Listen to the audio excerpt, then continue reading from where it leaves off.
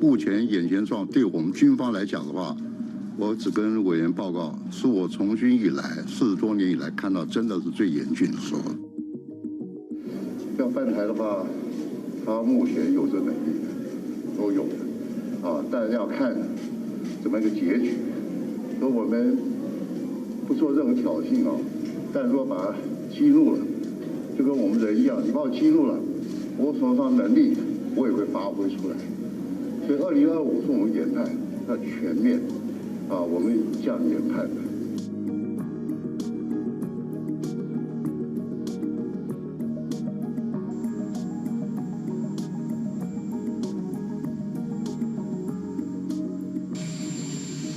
China has, I've spoken with Xi about Taiwan. We agree we'll abide by the Taiwan agreement. That's where we are. And we made it clear that I don't think he should be doing anything other than abiding by the agreement.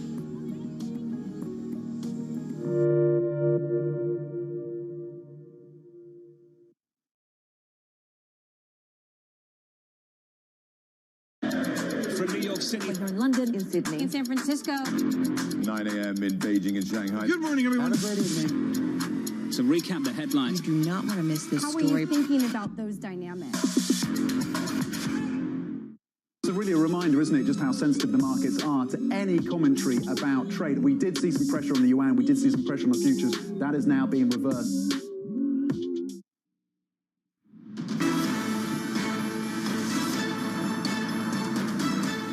Live from New York, I'm Alex Steele. I'm with Guy Johnson over in London. This is Bloomberg Markets. We are 1 hour into trading session right here in the U.S. Bloomberg's Abigail Doolittle is here with some of the movers and the market. So yes, of course, this is sort of a move higher after Friday's carnage, but I wonder how long it lasts here. It'll be interesting to see that, Alex, because there was such a big carnage or big sell-off on Friday on big volume too. So is today just a bounce back, or is it the start of something real to the upside? We'll see. But right here are some of the top movers on the day. Moderna, speaking of the new variant Omicron, up 7.6%, saying that they'll have a new vaccine ready in 2022, so not so far out.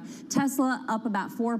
No new news on the tape, but folks want in on this buy the dip day on one of the bigger moving momentum stocks. And then Twitter, of course, halted earlier, up as much as 11% on the news that CEO Jack Dorsey is stepping down. Of course, he's also the CEO of Square and focusing on cryptocurrencies. Now, from a broader standpoint, if we take a look at what's happening, we're going to see right there the S&P 500 up about 0.9%, its best day in almost in about 6 weeks or so. The stock 600 up nicely, up 1.1%. Brent crude, a big bounce back here. This is a big story, and also a big bounce back for yield. So on the fearful day, that risk-off day on Friday, crude oil down, I think 12%, the worst day since March of 2020. That was the degree of selling, the fear of what the new variant could mean for the economy. Bonds had been in a big rally, but today a reversal. And in fact, it's very interesting because we're at a critical point here for crude oil. If we go into the Bloomberg terminal quickly, we are going to see that in 2020, crude oil clearly plunged right below the support, the long-term support of the 200-day moving average, flirted with it at one point later in the year. This is the first move back below that 200-day moving average since that time period. It's going to be interesting to see, Guy, whether or not these long-term buyers of crude oil and other risk assets step up, or, again, if this is some sort of head fake to bring you back to Alex's first question. We just don't know right now, but today it does feel a bit more risk on than it did last Friday. We'll see exactly what OPEC has to say a little bit later on this week. We'll certainly cover that extensively.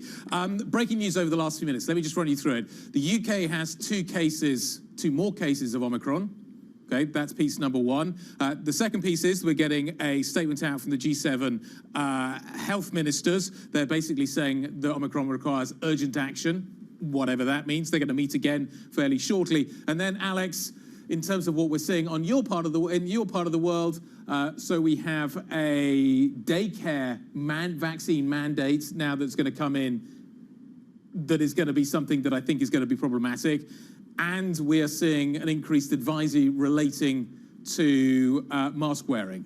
As you point out, surprising that people aren't wearing masks, but just anecdotally, a lot of people aren't. Lawrence Gostin, Georgetown University Professor of Global Health, joining us now to give us his take on all of this. Professor, thus far, do you think the response from government is about right, or too much, or too little? Well, it's really almost nondescript. I mean, the governments are kind of flopping all over the place. But what they really should be doing is vaccinating their own populations, including with boosters. And they should also be really ramping up vaccination of the world. That's really the only way we can prepare for this. If it's as infectious as we worry that it might be, most people are going to get it. And when you get it, we want you to be nicely vaccinated.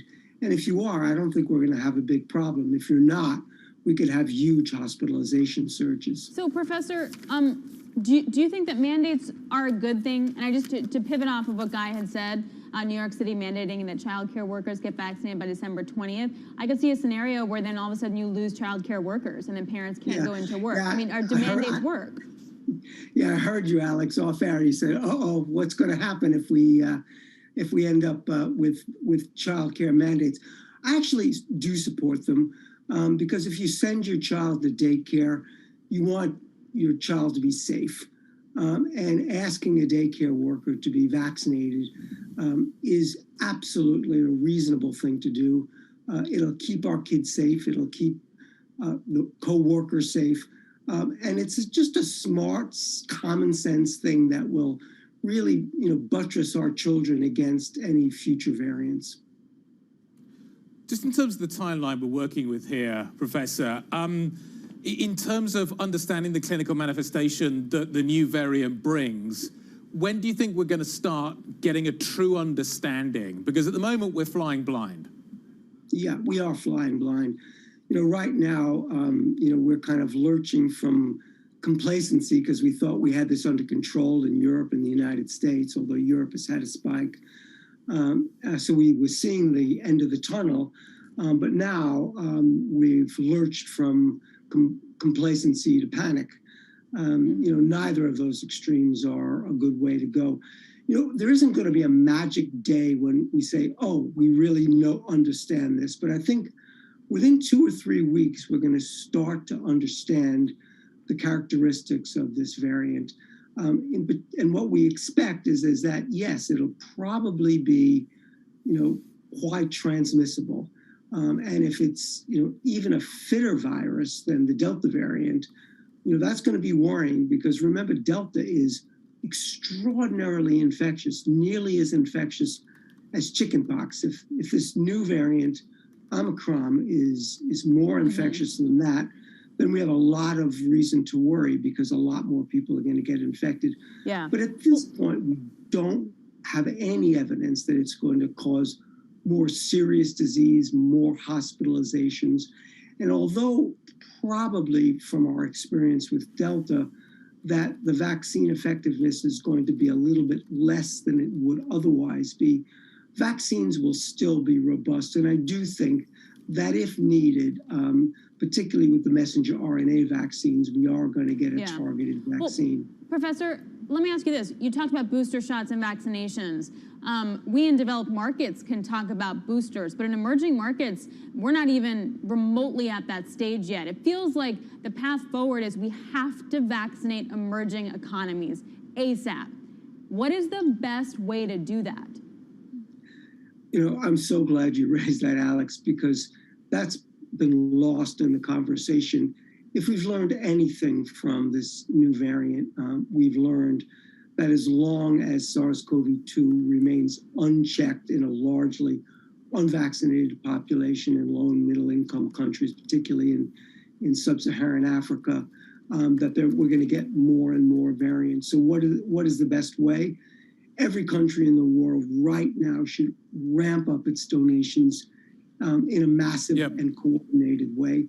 And we should transfer technology to the South African hubs and Indian hubs and others that can make their own vaccines. So we've got to understand that. Final quick question from me.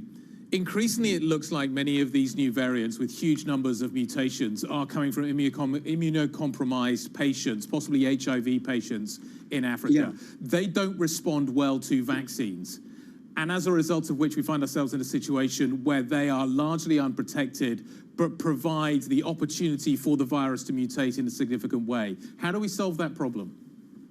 That's a really hard problem. I mean, I think we've got an interconnected epidemic of HIV and COVID-19. And yes, one of the prevailing theories is that Omnicron might have just developed inside an immune-compromised patient. The best way to do that is to get antiretroviral medications quickly and sustainably in sub-Saharan Africa and other places where HIV is prevalent. All right, Lawrence, thanks a lot. We really appreciate your time today. Lawrence Gostin, a Georgetown University professor of global health law. Thank you very much. Well, coming up, this no doubt dominating the conversation in D.C., but there's still also a lot more on deck there. You got the debt ceiling. You have money markets getting in gear for a key week as well. The budget needs to be increased by Friday. And then, of course, you have the infrastructure bill. Henrietta Trey of Veda Partners joins us now. This is Bloomberg.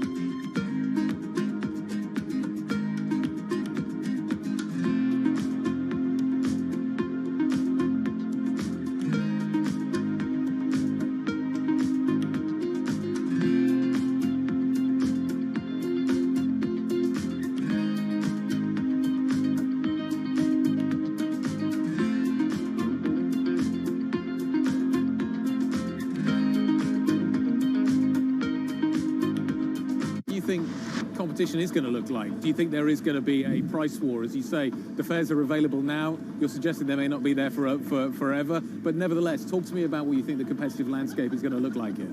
We've seen a bit of departures in this market, and this market has three very strong joint ventures that compete head-to-head daily to win the hearts and minds of consumers and businesses in the United Kingdom. So I don't see a difference in the competition. I think we've all focused on Heathrow as the major hub in the United Kingdom, connecting, of course, the U.S., New York, Los Angeles, and other locations. So I see this as a continuation of competition. We've been waiting for the day that we can compete strongly in the marketplace after such a long period of time where it's only been one directional traffic from the U.S. to the U.K., and now it's open, of course, to U.K. nationals. You mentioned Heathrow. What about Gatwick? We made a very tough decision in March of last year to really focus our efforts at Heathrow. Access the financial world on demand. Hear from leading economists, policymakers, and industry experts via live and on-demand webinars, only from Bloomberg. Start exploring to see what's moving the markets. Visit Bloomberg.com/webinars. This is a market that over the past few weeks has made it clear it wants to go higher. It got a little spooked by the idea that geopolitical tensions are rising.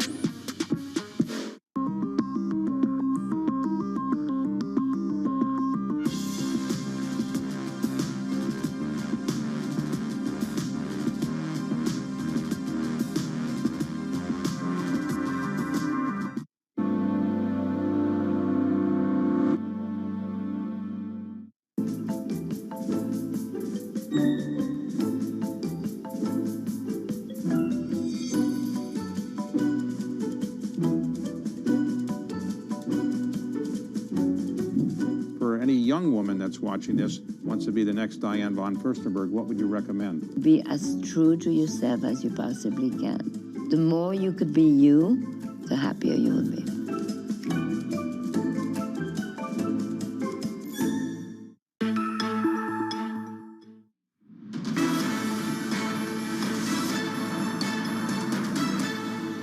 Let's check in on the Bloomberg First Word News. I'm Ruchika Gupta. President Biden meets today with CEOs of companies from a variety of sectors. He'll discuss supply chain bottlenecks and the administration's efforts to combat inflation. Chief executives from Best Buy, Mattel, Kroger, and Samsung are amongst those expected to attend in person. The CEOs of Walmart and CVS will attend virtually. In New York, final jury selection and opening argument is set for today in the trial of Ghislaine Maxwell. The British socialite is accused of grooming underage girls for sex with the late financier Jeffrey Epstein. She faces as much as 40 years in prison. The next flashpoint between Canada's Prime Minister Justin Trudeau and the US may be auto content rules. Canada is leaning towards forming a common front with Mexico in a fight with the US over the origin of auto parts. The rules are part of the overhauled North American Free Trade Agreement. Canada and Mexico believe more regionally produced parts qualify for duty-free shipping that the US is allowing. Global news 24 hours a day, on air and on Bloomberg Quick Take, powered by more than 2,700 journalists and analysts in more than 120 countries. I'm Ritika Gupta. This is Bloomberg. Alex. All right, thanks so much, Ritika. So some breaking news for you. Jack Dorsey, as we reported, stepping down as CEO from Twitter. The new CEO will now be Parag Agrawal. He is currently the Chief Technology Officer. He's been that since 2017. He's been at Twitter for more than a decade. He will succeed now Jack Dorsey. So Parag Agrawal will be a CEO and also join as member of the board effective immediately. There's also Twitter announcing an independent board chair, Brett Taylor. And so Brett Taylor joining the board as well as independent chair there. So lots of news with Twitter. Stock not moving. Stock still halted. Before the news, it was up just about 3%, so giving up some of its gains from earlier in the session. We'll bring the price action when it starts trading again. All right, in the meantime, let's go to D.C. because Congress is finally back in session. They face a lot of deadlines here. First among them is avoiding a federal government shutdown on Friday. The current funding is going to expire then. We're joined now by Bloomberg's government's Emily Wilkins. Emily, that's just the first thing that they have to do in the next few weeks. It is going to be an incredibly busy month for Congress. They've got that shutdown deadline on December 3rd, then moving a couple weeks to December 15th. They have the debt limit. That's going to need to be raised. We're still seeing a standoff between Republicans and Democrats over that. The Republicans saying that they will not help Democrats lift the debt ceiling again, but Democrats holding out, not really moving forward with that reconciliation process that would allow them to do it on their own. You also have that social welfare and tax plan known as the Build Back Better from President Biden. The House was able to move that before the Thanksgiving recess, but now the ball is now in the Senate's court, and there's still lots of questions about whether various policies might be changed. There's also no guarantee that we're going to see the end of the government funding debate this Friday. Bloomberg News reported today that there could be another short-term stopgap measure that could take us into January of next year, and that just sets up another round of debates as far as whether we're going to get a full year of funding for fiscal year 2022. Emily, great stuff. Setting it up nicely. Thank you very much indeed. Emily Wilkins of Bloomberg Government joining us from D.C. Let's carry on the conversation now. For more, we're joined by Henrietta Trace, Feeder Partners Director of Economic Policy. Henrietta, it's a long list, and there's not much time in theory to get it all done. As we were just hearing, you've got a short-term funding of the government that needs to get resolved. You've got the debt ceiling. You've got the defense budget. You've obviously got Build Back Better. Can you walk me through how you think we're going to see Congress dealing with these or not dealing with all of these issues?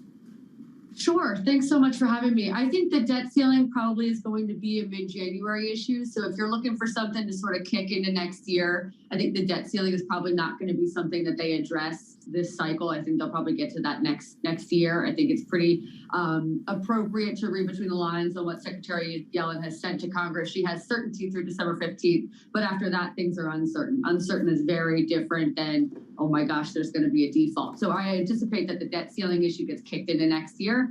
I would, however, really like to see the Build Back Better agenda pick up some momentum and steam this year, because I'll start to get more anxious about that even becoming law at all if they have to debate it in 2022. 2022 is a midterm election cycle. We'll have new data on the jobs front, which continues to be better than expected. We'll have new problematic data on inflation. Supply chains will still be disrupted. And I think you can be in a situation of a mixed bag on the BBB if you lead into next year. To that end, I think the new variant of Delta, if you want to find, of COVID, if you want to find any silver lining, is that an uptick in COVID headlines drives momentum for government intervention and stimulus. So I would be looking just for this specific week for behind the scenes action on the Build Back Better agenda.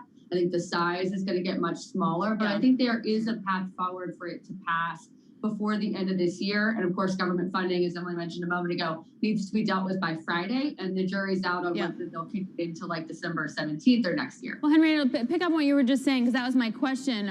Omicron, that makes it harder or easier to think about something like Build Back Better and to deal with the debt ceiling?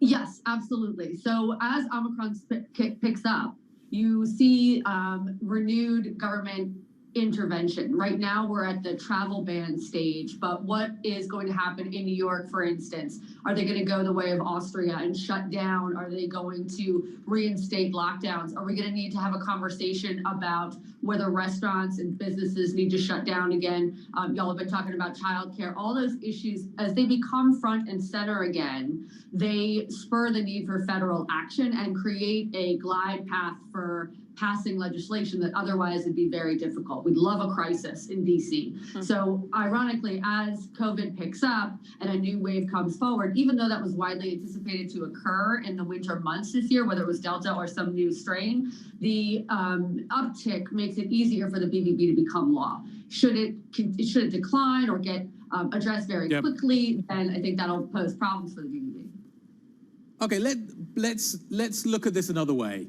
There is a lot to do around it, and we need to figure out some key compromises, even within the party, within the Democrats, to get this done. Do you think that if we kick it into next year, it's going to become even more problematic?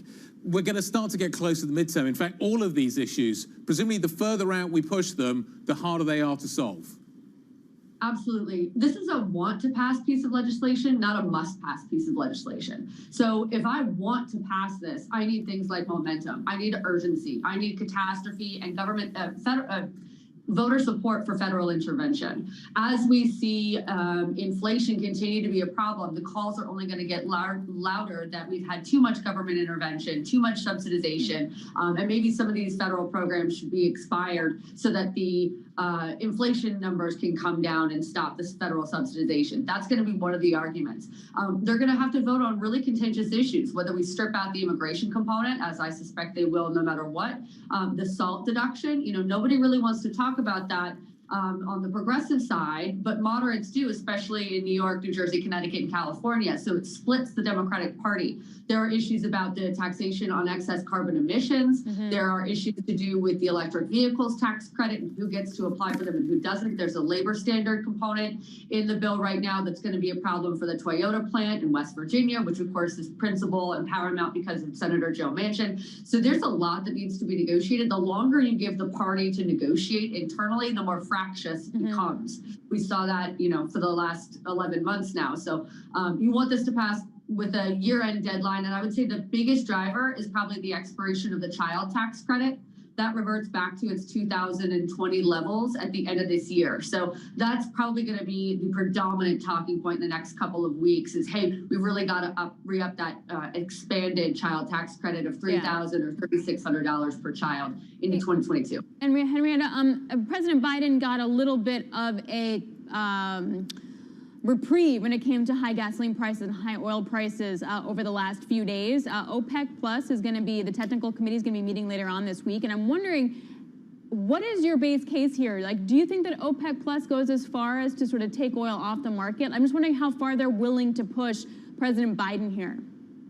I think they're willing to push him pretty far. And you've seen the administration is willing to go in every other direction it possibly can, releasing some of the reserves in the Strategic Petroleum Reserve recently, calling on OPEC to do X, Y, and Z. The administration is really taking all these external measures that it can. And I think that OPEC Plus probably sees that and says, the administration is going to be in a place where they're going to respond to the extent that they will. But we have an opportunity here in a shifting climate environment to maybe make some changes on our production expectation. And we'll push the administration as far as we can. And I expect that's what they'll do. Henrietta, busy week. Perfect timing. Busy week for Henrietta. Thank you very much indeed, Henrietta Trays, as you can tell, because it's her phone. Vida Partners, Director of Economic Policy. Thank you very much indeed. European equities are selling off pretty hard right now. We're down towards session lows. Stock 600 is only up by 0.6%. We've gone 470, 466 really quickly. We'll continue to keep you updated with the markets. This is Bloomberg.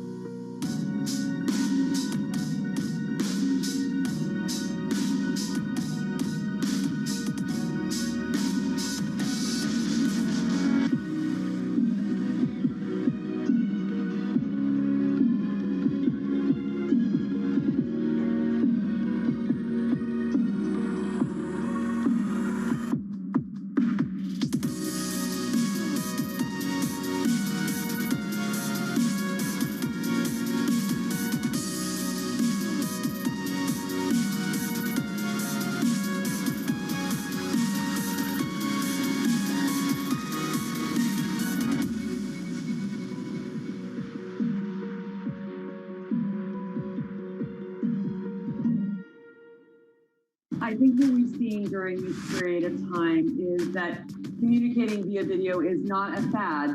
We are using it in all aspects of our lives, for work, for learning, for communicating, for staying in touch.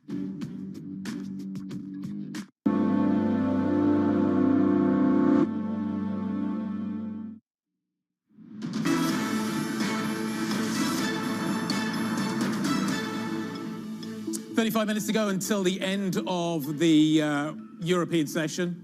We're watching very carefully to figure out exactly what is going on, because we are seeing something of a sell-off right now. Key stocks that you want to focus on. BT Group, that's M&A, which is interesting. In a day like today, there are still idiosyncratic stories that are moving individual names. So BT up on the back of that. But look at IAG and look at Cineworld, which I think are really interesting. So IAG, probably one of the most exposed airlines in the world to long haul. Terrible day on Friday, bounced this morning.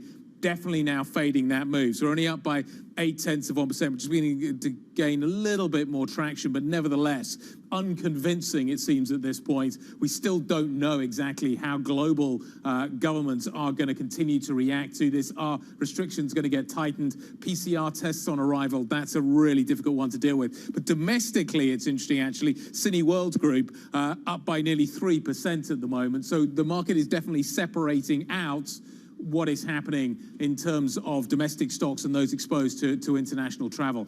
So an interesting kind of yin and yang there in terms of the reaction. What are we going to do next? We're going to continue to keep you updated as to what is happening on the European close with the emergence of Omicron. David Heyman, professor at the London School of Hygiene and Tropical Medicine, will be joining us. He spent an awfully long time at the World Health Organization. He's got some great context that he can bring us as to what is happening here. Not just a domestic story, but also an international story. He's going to bring those two together. The close is next. This is Bloomberg.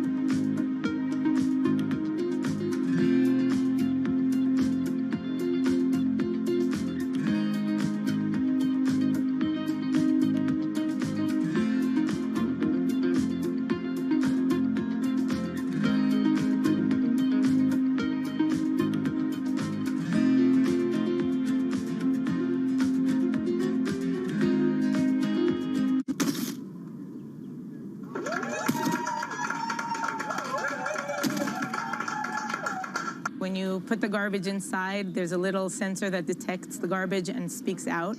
And this is one of the initiatives that we have created here. We, as the residents of this neighborhood, a bunch of neighbors that have come together to try to deal with the fact that our neighborhood is dirty. We want to make a difference. We want to have a clean streets that look nice and are nice to walk in.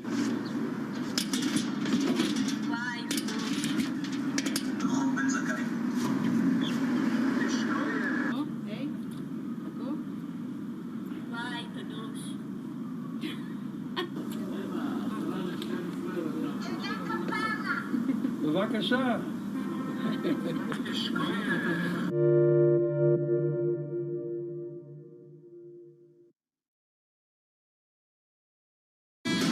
People are talking about Bloomberg surveillance. There's some guy out on Twitter who says I look like I'm 101. I know, I noticed that. Do you think I need a lift? Is it time What did he say about me? What did that particular gentleman say about... Let's have a look. One of them is near 101 years of age. Which one would that be? The other has an ego in the orbit of Mars. Who's that? I have no idea. Mrs. Lisa, the only chance to productive conversation. It's a fairly accurate summary of this show, isn't it, Tom? The eyes, or should I do the whole thing?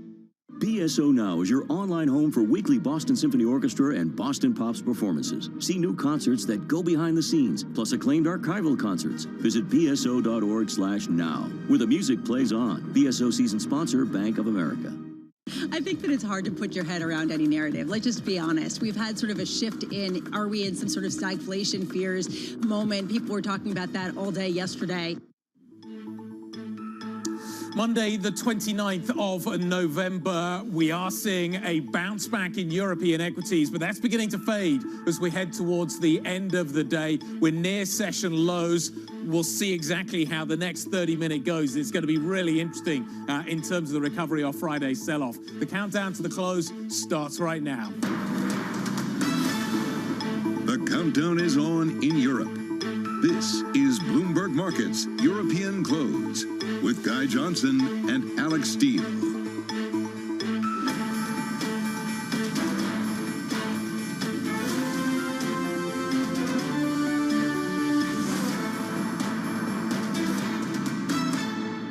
So 29 minutes to go. Let me walk you through the price action we're seeing right now. We have faded an earlier move. We are near session lows. We're just bouncing off it. The stock 600 is trading at 467. Had a touch of 466 a moment ago. 10 minutes ago, we were trading 470. So we've definitely come down. Brent crude bouncing back as well. But nevertheless, again, after Friday's massive sell-off, we're only recouping some of that ground. Huge week for crude. OPEC on deck. We've got plenty of coverage coming up from that. Euro dollar, 112.69. Remember, Thursday we had a touch 111. We bounced off that. But nevertheless, people are still talking about the fact that the dollar is likely to be the more dominant theme. 112.69. We're down by 0.4%. Alex. Guy, it's a very similar story here in the U.S. We're still up for the S&P, but losing a lot of that upside that we had earlier. Tech outperforming, the Nasdaq still up by over 1%. So when you have growth really outperforming, that feels like more of a safety big cap growth trajectory here. S&P now up only by 0.8%. What also is helping to lead some of the gains here is Twitter. That stock up by 4%. But again, off the highs of the session, a new CEO in place. The current Chief Technology Officer, Parag Agrawal, is going to be taking the helm from Jack Dorsey. He's also going to be joining the board. Now, I did want to pay attention to the VIX. You already mentioned oil, so let's take a look at the VIX here. We're still lower, sure, but we're still around 25. I mean, Friday, the VIX curve inverted.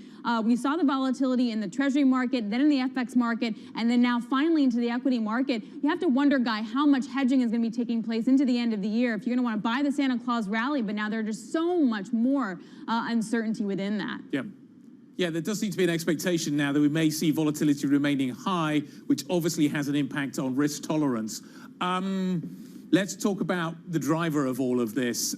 What is happening with the latest variants, Omicron? The UK, within the last few minutes, identifying 2 more cases of the variant. Are we getting community spread yet? I think that's what everybody's focused on. Earlier, the British Health Secretary, Sajid Javid, spoke before the House of Commons on what needs to be done to control the latest variant. We're learning more about this new variant all the time. But the latest indication is that it spreads very rapidly. It may impact the effectiveness of one of our major treatments for COVID-19, Ronapreve.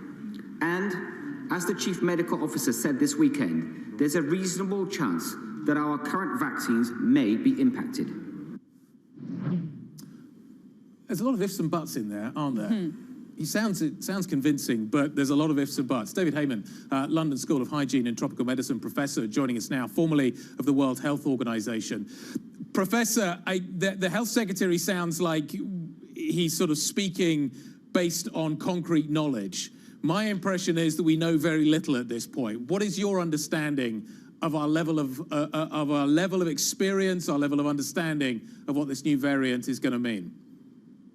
The experience that we have today comes from South Africa, where they've been very free in sharing information about this virus.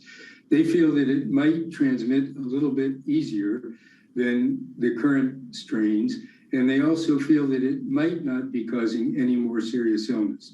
But all these are big mights based on initial observations in South Africa. Even with a might, though, I wondered, Professor, does it push back the population immunity conversation? If so, what does that mean for the trajectory of the virus? Well, population immunity at present seems to be causing a less serious outcome of infection. When people become reinfected after having had illness, or become infected after having been vaccinated, they appear to have less serious illness, less serious outcomes of that illness as well. So there's a decrease in the burden on hospitals and on ICUs. Hopefully that will continue with the Omicron variant, but it's early days yet. And the focus has to be on hospitals and what's happening at the hospitals. Professor, until kind of Thursday, we were very much focused on Delta. Delta is highly transmissible as well and is in large areas of the population. Do you think the arrival of Omicron may actually have a positive effect, in as much as what it will do is reduce travel, reduce people's willingness to socialize, reduce people's willingness to put themselves in a situation where they may be either giving or contracting the whatever variant it is that we're dealing with? Well, you know, everybody does their own risk assessment and decides what they will do based on their understanding. But what's clear is that SARS coronavirus 2 is becoming endemic. And those countries that have a higher population immunity are having a more easy time in letting the virus establish itself. Here in the UK, there's been much infection in communities. There's been a very high vaccination rate. And as a result, population immunity is quite high and modifying the disease in people who become infected or reinfected. So it feels like the crux of that is obviously getting more shots in people's arms. And I wonder, do you have an understanding as to why it's so difficult for emerging markets to get vaccinated? Is it a supply thing? Is it infrastructure? Is it resiliency to the vaccine? Well, you know, for countries to get vaccinated, there must be a will of the government to get the vaccines and to try in every way they can to get it. At the same time, there are capacities at the global level to produce vaccines.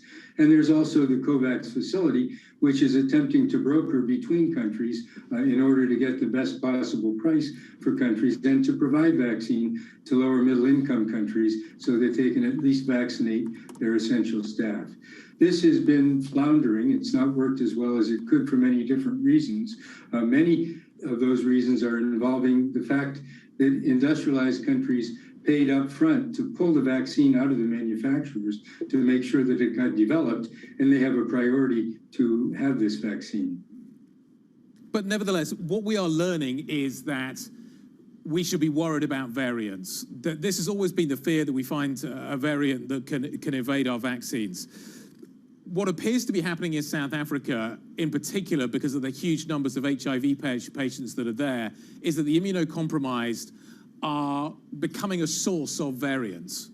How do we resolve that issue? Because we can't vaccinate them in the same way, yet they harbor the vaccine for longer and provide it with an opportunity to change in really significant ways and potentially dangerous ways.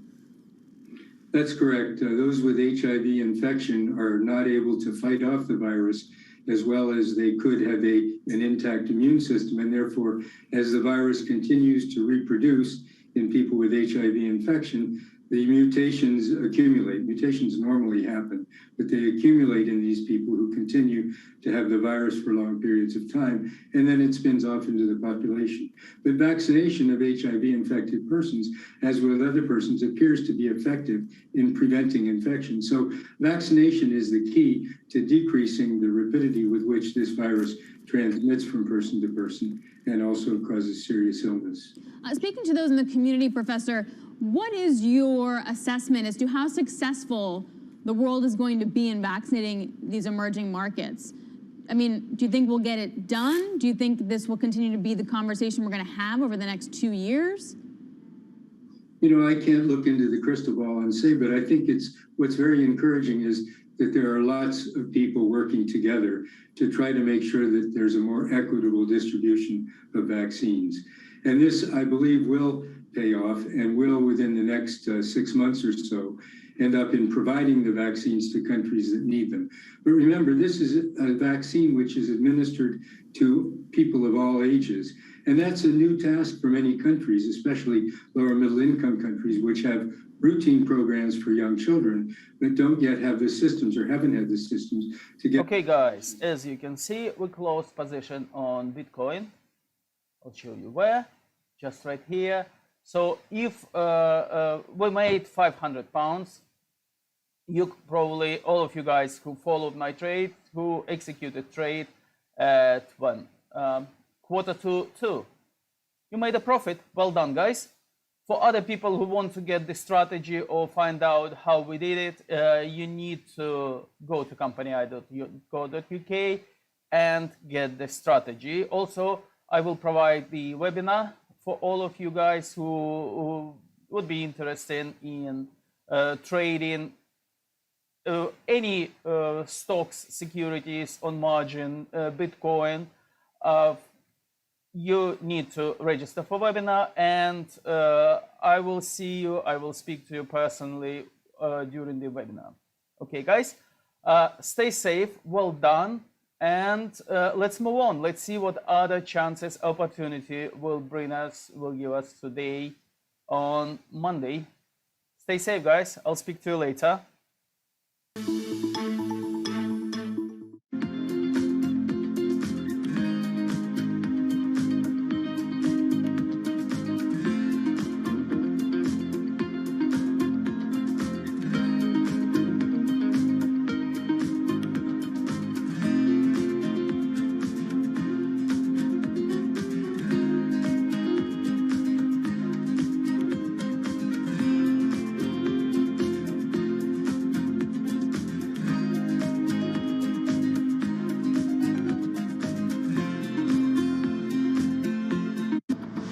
Extra $1 trillion in spending not increase inflation?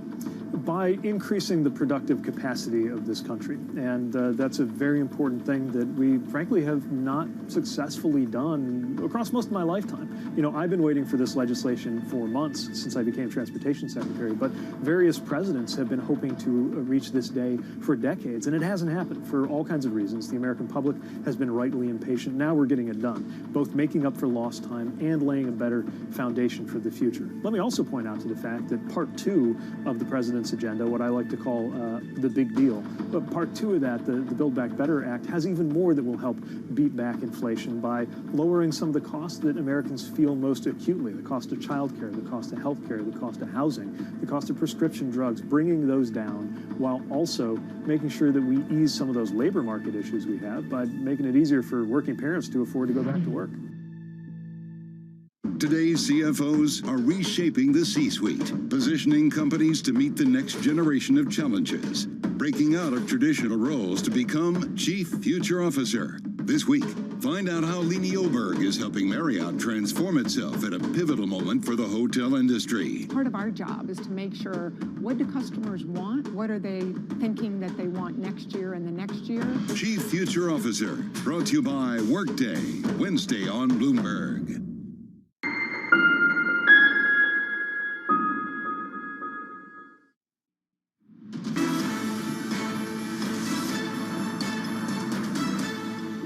A few days ago, it was all we were talking about. Inflation, inflation, inflation. Now that seems to have been surpassed, of course, by the news on COVID. The two definitely connected. Let me run you through the data that we've had out of Europe today, because for many, they will make alarming reading. Germany's latest inflation print coming through at a staggering 6%. The expectation was something like 5.4. That's up from a 4.6 the previous month. Spain also grappling with above target inflation, significantly above target inflation, 5.6 up from 5.4. Now, some of this is likely to fade, and the ECB is very much making that point time and time again. Germany, for instance, has had a shift in its value-added tax, its sales tax. That's likely to work its way through the system. Europe is having a much higher component of energy in the mix as well. The expectation is that that is likely to fade. But nevertheless, these are super high numbers, and you do wonder if we are going to see another wave passing through Europe of COVID, whether or not that will further exacerbate the inflationary impulse that we're seeing at the moment as people switch back from paying money for services to paying money for goods, exacerbating the demand story we're seeing on the goods side of the equation. It's an interesting question. We need to figure it out, but at the moment, The ECB has got to deal with super high inflation here in Europe. Yep, Alex. they're standing pat, though, Guy. You take a look at the Bank of France. The governor is saying that we're taking a look at Omicron, but it shouldn't change our outlook too much. I just wonder how long that narrative can stick. Joining us now for more, Simon French, Panmure Gordon, chief economist, joins us now. So, Simon, what's your call? Like, how long can the ECB stick by this with inflation running so hot and yet another variant coming down? Well, it's certainly going to stick with its narrative over the period of time that we need to understand the impact, the economic impact of the latest variant, because, and I think your interview before the break was very good with Professor Heyman on, there are some elements of the epidemiological data that we simply don't know. We don't know how consumers and businesses are going to have to react. It's not just all about policy, it's also about the reaction of private individuals. But in terms of the communications, I don't think we should lose sight of the fact that transitory, whether it is a word that you are comfortable with as an investor or whether you're deeply uncomfortable with it, it has been very useful in terms of keeping financial conditions very loose across the Eurozone. And for that reason, while we continue the economic uncertainty or the epidemiological uncertainty near term, I think it'll be a language the ECB stick to. Even if we don't fully yet understand the impact that Omicron's going to have, we do understand the impact that Delta's having, and it's having quite a significant impact across much of Europe. We're seeing lockdowns in Austria and elsewhere. Do you think that this latest wave and now the new variant are going to exacerbate some of these inflationary trends? Because they're going to have an impact on, A, the way that we spend money, and B, the supply chains that are there to service particularly goods and the way they work their way through the system. Absolutely, and your introduction was spot on in terms of changing that composition. What we've seen is typically European consumers spend €6 out of every 10 on services, 4 on goods. They've gone 50-50 over the last 18 months, and that has been a shift that is likely to persist.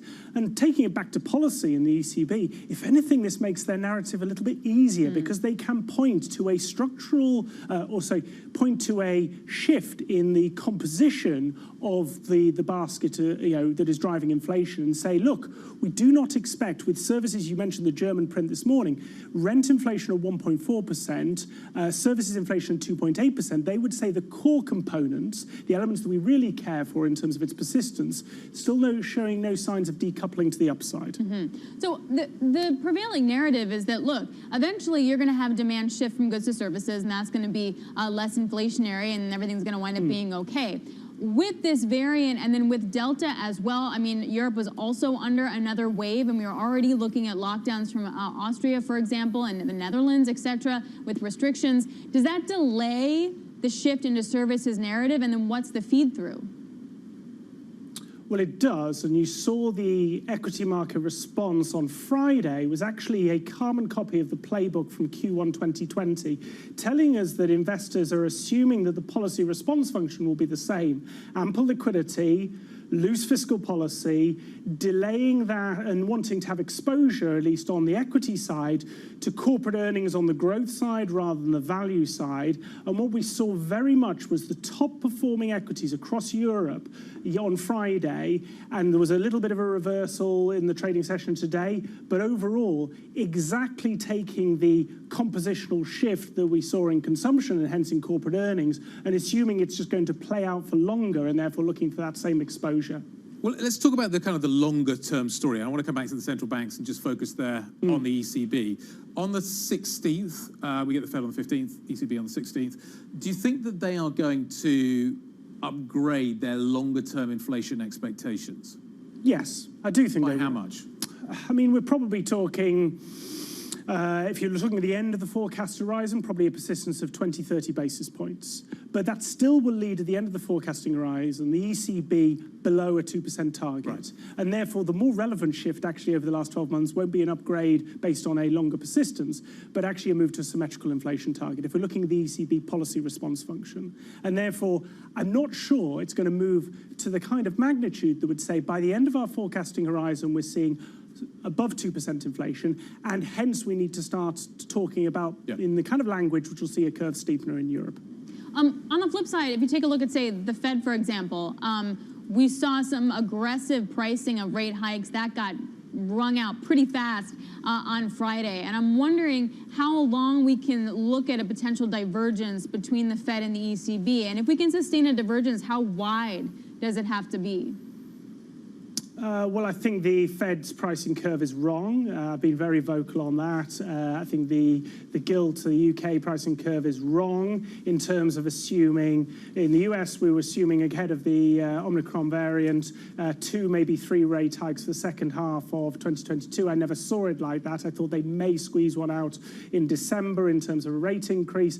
I don't think that the dynamic has changed for me, but I think the curve is still mispriced. And therefore, actually, you talk about divergence between the two. I think the European curve has got a little bit of flattening to do. I think the US curve has got quite a bit more flattening to do based on persistent uncertainty, but also the Fed have been very consistent and persistent in their language for 18 months.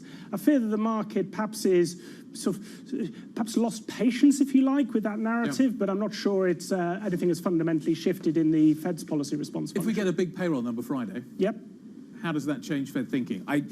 We seem to have shifted from labour market being the primary focus to, and not worried about inflation, to inflation being the primary focus and the labour market less so. The claims data last week, where were we? A 1969 low. Yep. If we get a solid number out of the payrolls this Friday, does that mean the Fed can tick the box and say, you know what?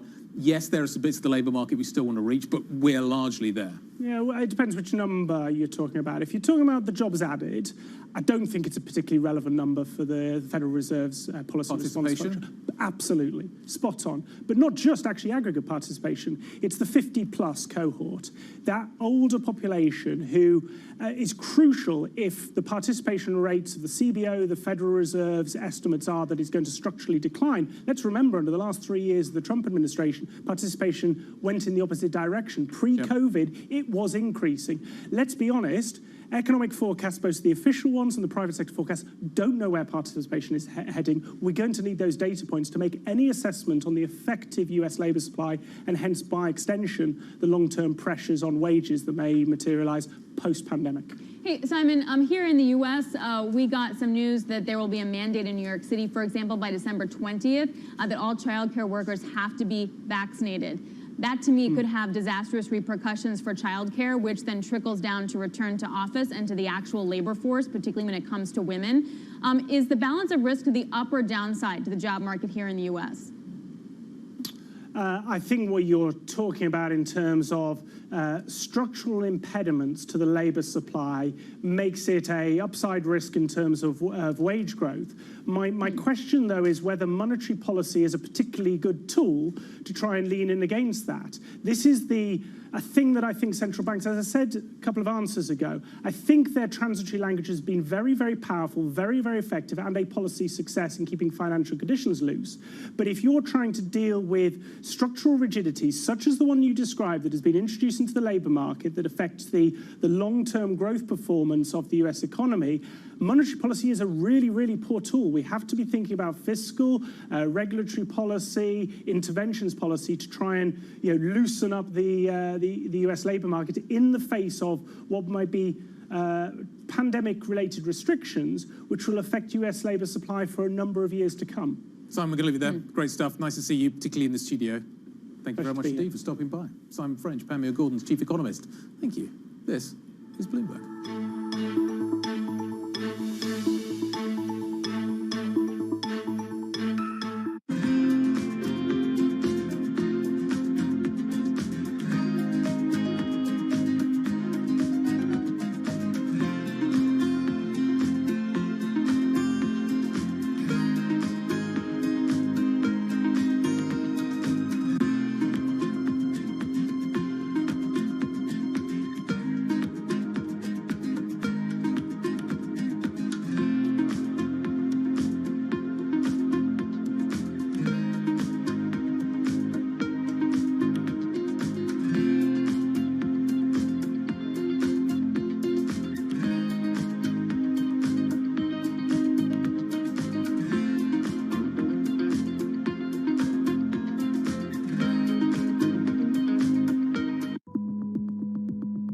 It's such an interesting new world. The world is changing. For us, it's not about being first. It's about being the best. While everyone is zigging, we're zagging. We feel like we can maybe help people out more. We have an enormous number of big ideas.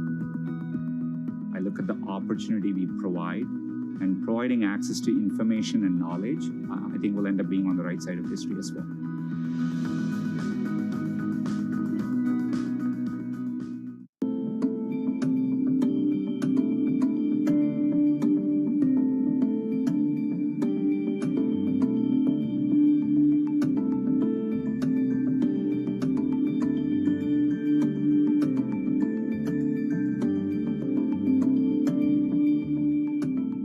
Crypto, you have a world of young people that want their own financial system and their own culture. And it is very powerful, and I'm a big believer in it.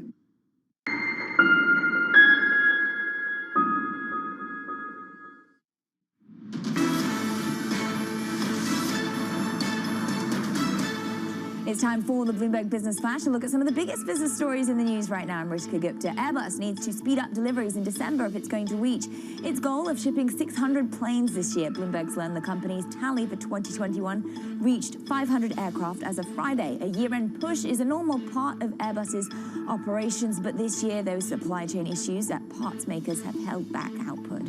There's another sign that people in the UK are more willing to spend. British consumers took on unsecured loans last month at the fastest pace since the aftermath of the first lockdown. Consumer credit rose $942 billion in October. Borrowing on credit cards made up almost all of that increase. And BP is taking another step in the transition towards cleaner sources of energy. It's planning to build a green hydrogen facility in northeast England that could start producing the gas by 2025. Energy companies are pouring money into the hydrogen business. They expect it could displace hydrocarbons in a number of industrial sectors, such as power generation and trucking. And that is your latest Business Flash. Guy. Veronica, thank you very much indeed. European equities heading into the close kind of mid-range. So basically what happened is we gapped higher first thing this morning. We've then been kind of going sideways, had a little bit of a sell-off about 10, 15 minutes ago. We bounced off that. For instance, on a two-day basis, the Stock 600 is now down by 2.8%. Equities off their lows. It's a pretty unconvincing, a timid bounce back that we are seeing today. We just don't know enough, I think, to get more excited. What are we going to be talking about next? Oil, isn't it, Alex? I think we're going to be doing oil. Favorite subjects? Very exciting. JP Morgan, it's Christian Malek joining us. Big price target. This is Bloomberg.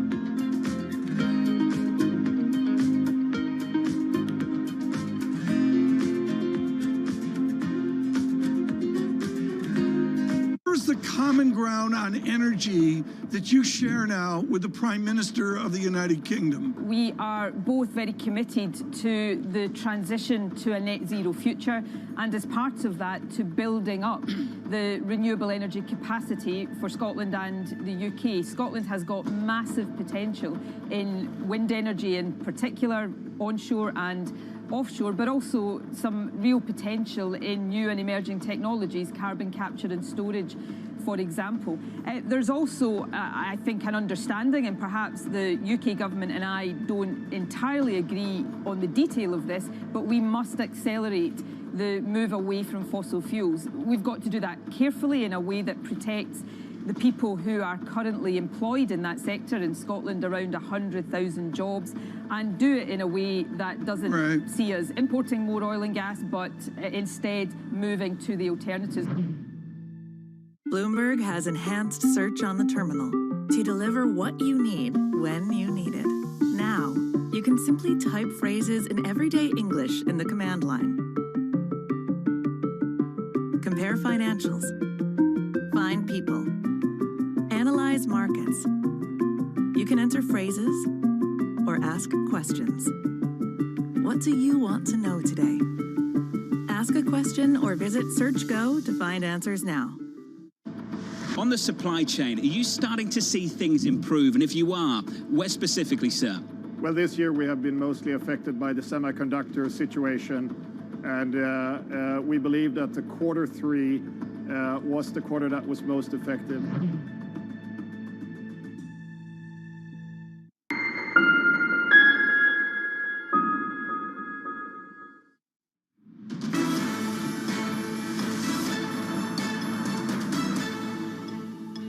We're wrapping up the Monday session here in Europe for equities. 30 seconds to go until the end of regular trading. We are up, but we're still down. Let me explain. European stocks definitely trading higher today. We are bouncing back. The FTSE 100 is up by over 1%. The CAC 40 up by 0.6%. The DAX, which has been a laggard, it's down, I think, circa 5% over the last 5 days, is only up by 0.1%. So Europe is green. However, let me show you the next wall, because this kind of, I think, encapsulates the problem that we have here. Friday was so brutal in terms of the selling that we saw as a result of the news relating to the news variants that we still haven't fully recovered. So there's the gap lower on Friday morning, and it was delivered on big volume as well. So we gap lower first thing, and then we basically go sideways. This morning we get a gap higher, which everybody gets excited about, but actually, in the context of things, as you can see, is just a blip. So we're basically still down by 2.51% over the last 3 days. So that's kind of where we are right now, and it's all been delivered on fairly decent volume. In terms of the compositional mix that we're looking at today, we have seen a brutal sell-off in oil. And if you thought the sell-off in equities looked bad, look at the sell-off that we've seen in oil, starting to bounce back a little bit today, circa 3%. So energy stocks are coming back. The basic resources stocks are coming back. Unsurprisingly, the travel stocks are coming back. Does this have longevity? We're going to have to wait and see. We still don't know enough about the new variant. What we do know is that Sweden's just reported a case within the last few minutes, and Spain's just reported a case in the last few minutes. I think we can safely assume that it is in Europe. The big question now is, if it's so transmissible, when do we start getting significant community spread? That's the huge question. So that's the kind of the sector breakdown at the moment. The defensives that were on the front foot, kind of, and helping out the market Thursday, Friday, well, they're at the bottom end of the market, unsurprisingly. Anyway, that's the compositional mix. Individual stocks, let's just talk a little bit about this. BT Group, bit of an outlier in some ways because there's a bit of M&A news around it. Is it going to come to anything? We don't know yet, but the stock is certainly being marked up quite significantly. And then I think you get to kind of an interesting divergence. Domestic versus international, domestic versus international. There's the domestic, Cineworld, up by 2.7% today. Yes, of course, it was hit hard on Friday, but are we going to see actually, certainly here in the UK, a less dramatic knee-jerk reaction than we get to international travel? So yes, you may have to wear a mask, but you don't have to take a PCR test as you do with travel, inbound travel into the UK. So Cineworld up by 2.7%. IAG, hugely exposed. It's got Iberia, it's got British Airways, it's got Aer Lingus. All of these obviously heavily exposed to international travel, and as a result of which it's barely holding its ground today, even after, Alex, that huge drop we saw Friday. Yeah, and it's for the rest of the market as well. We're seeing the same thing in U.S. equities. Oil, though, managing to rebound. That's after one of its biggest daily drops, as traders are assessing how bad this new variant could be for the market and for traveling. If you're shutting down travel, how does oil get a true sustainable bid? Well, JP Morgan says that Brent could actually hit 125 in 2023 and then 150 a year after. One of the men behind the call is Christian Malik. He is one of the analysts over at JP Morgan that made this call. So the curve does not agree with you in any way, Christian. Yeah. What's your thesis? Yeah. Pick a day to raise our long-term oil price forecast. I mean, I think a couple of things. First of all, OPEC's spare capacity is a mirage. I mean, they talk about 5 million barrels of spare capacity. All the bottom-up work we've done, which has looked at reservoirs, looked at investment, fiscal, comes out with much lower than that, around 2.8. Now, if you think about what that means in terms of their ability to add volume, we know they have this 400,000 barrel a day target, which we can talk about. I think there'll be a delay in that. But the reality is they could probably just about deliver 250. On the other side, when we look at the oil price needed to actually see oil investment up, exactly to your point, the forward curve is not inspiring whatsoever. To get oil price, to get oil investment up again, we'll probably need $80 at least. And that's because of transition, because of the high cash return, these kind of green and black premiums now that are bedded into the oil price. So that's why we're more bullish in the long term. So, Christian, just to that point, what you're talking about there is shale coming back on. What have you got baked in terms of shale capacity going forward? Because at the moment, all the CEOs we talk to are discipline, discipline, discipline. Where do we need to get to in terms of the price for that discipline to still work and yet them be able to pump more oil?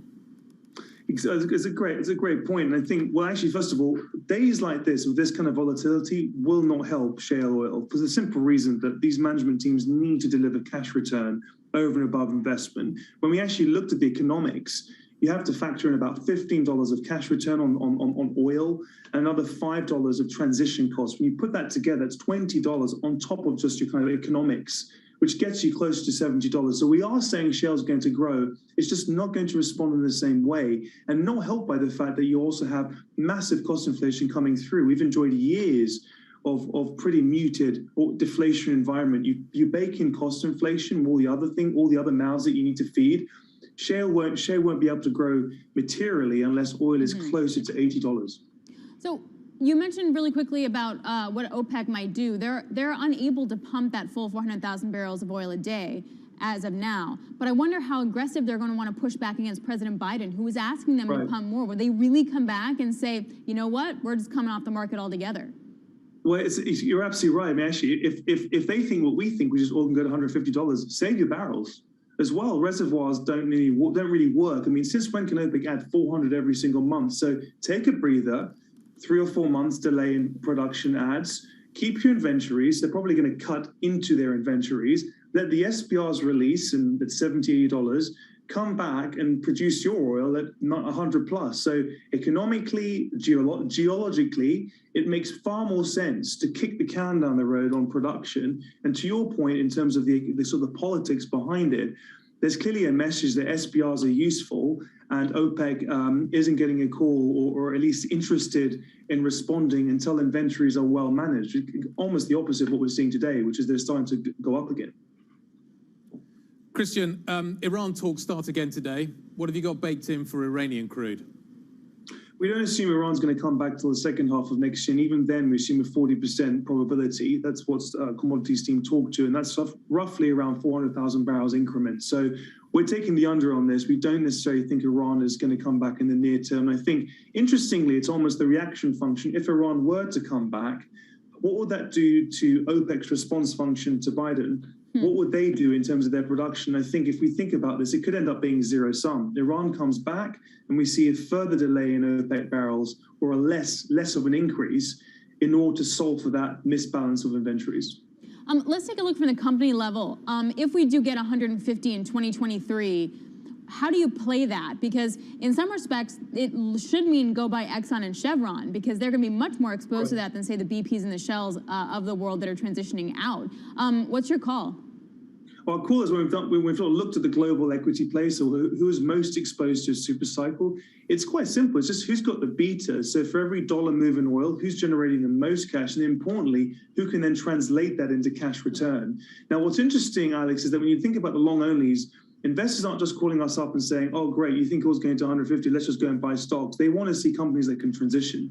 So we're kind of thinking about a barbell. Who can walk and chew gum? Who can deliver the cash return, be exposed to oil and gas, but is also greening in the meantime in order to be able to present something more than just an oil play, but more of a transition in parallel. And with that in mind, we can find stocks like BP, particularly are sort of they've got the right mix. They can provide that cash return. They're delivering 30% of their market cap in 2 years, as well as their rate of change on transition is very compelling. Although I think investors aren't necessarily factoring that in.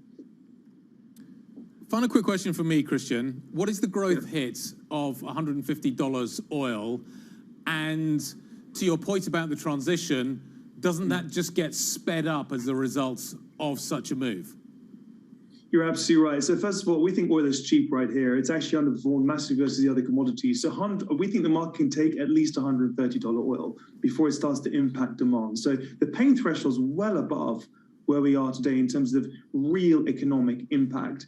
And then in terms of transition, you're absolutely right. I mean, some people have told us we're too low with our $150 oil in the context of exactly that point. What's the pain threshold the oil price needed to make the economics work in terms of investing in renewables in a big way?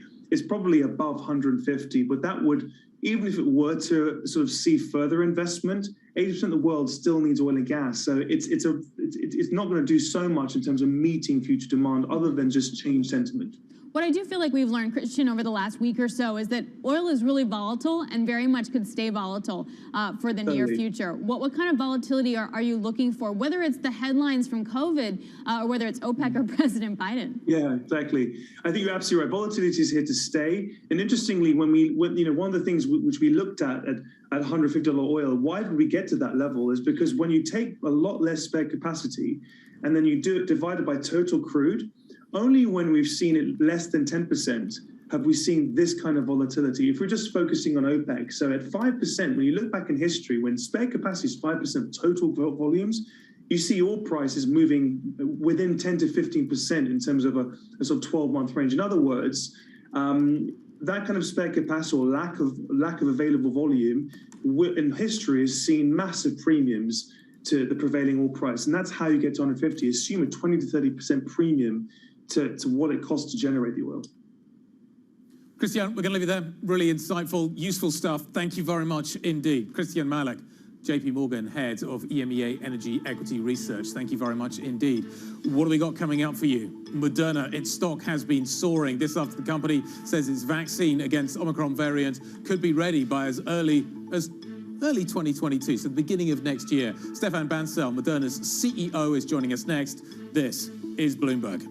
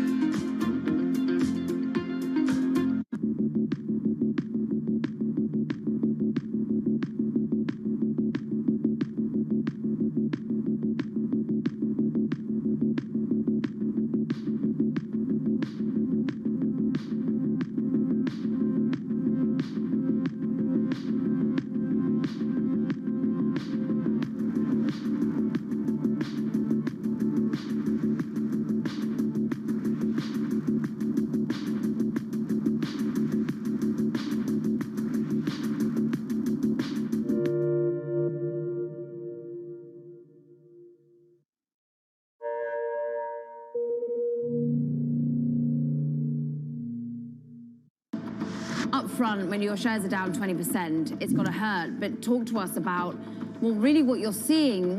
Take us more forward-looking. Are you worried about people exiting pandemic era and going back to the gym, or are we going to work out at home more?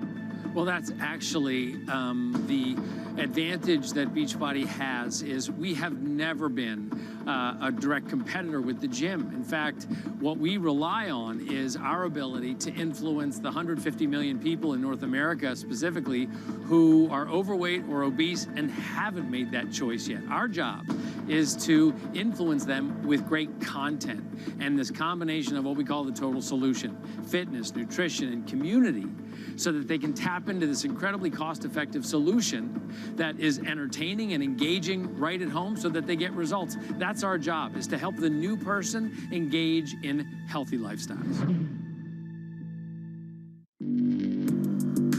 Access the financial world on demand. Hear from leading economists, policymakers, and industry experts via live and on-demand webinars, only from Bloomberg. Start exploring to see what's moving the markets. Visit Bloomberg.com/webinars.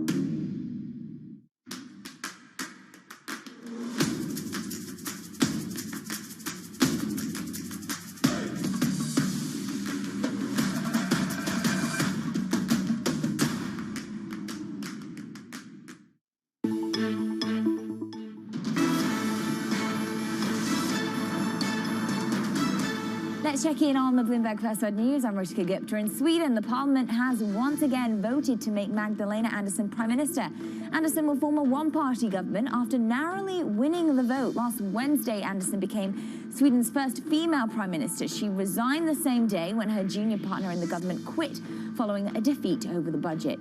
France has agreed with European allies to take new steps to clamp down on people smuggling in the English Channel. Last week, 27 migrants died trying to reach the UK. The European Union's border force will begin flights over the Channel later this week. And the First Minister of Scotland has promised again she would lay the groundwork to hold an independence referendum by the end of 2023. Still, Nicola Sturgeon didn't say how she would force the UK to agree to it. The Scottish National Party vowed to hold another vote on full autonomy after the UK left the EU. Global News 24 hours a day on air and on Bloomberg Quick Take, powered by more than 2,700 journalists and analysts in more than 120 countries. I'm Ruchika Gupta. This is Bloomberg. Guy. Okay, stocks continue to rebound from Friday's Omnicron's induced sell-off. Some of the truly sensitive sectors, vaccine makers, stay-at-home stocks, etc., certainly moving more than others. High beta there. Let's figure out exactly what's happening. Abigail Doolittle, over to you. Lots of moves indeed, Guy. And overall, we are seeing a bounce back after the fear sell-off that we saw on Friday around this new variant. But one sector that's staying exactly where it's been, the airlines. Take a look at this. Over the last 15 trading sessions, you have the airlines almost in a bear market. They are actually in a bear market if we were to go back further. But over this time period, a very big slide in a short period of time. But there's Friday, a huge slide, down 8%, the worst slide on a daily basis. Going back, I believe, more than a year, as traders really were fearful that airline travel will perhaps slow to a crawl or a halt. But you can see again this slide, so that probably reflects some oil, jet fuel concerns as well. So overall, some negativity here. Where we also have some negativity, but where we had some bullish activity on Friday, the stay-at-home stocks. So on Friday, it was all about travel down, stay-at-home up. Well, today we have stay-at-home down. You can see pretty sharply Zoom, Peloton, Netflix, and DocuSign. Relative to Zoom and Peloton, that's not a new story either, because folks have been hoping that this pandemic, that traders thinking that this pandemic is coming closer to an end, or that we're learning to live with it. So an extension of what we've seen for some of these shares. Now, super interesting, we have a continued rally on the day. Well, Pfizer not so much anymore. It had been higher earlier, but overall the vaccine makers are higher on the hopes, the idea that some of these companies will be able to develop vaccines for the new variant that will adapt.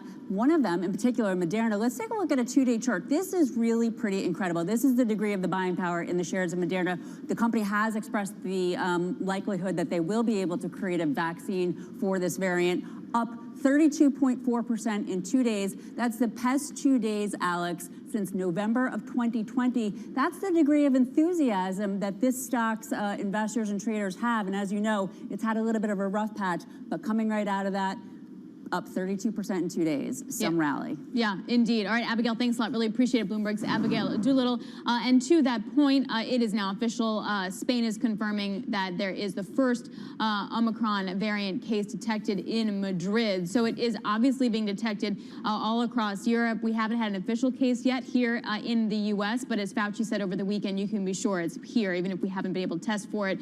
Some advisories on masks already coming down for New York City because of that. This is Bloomberg.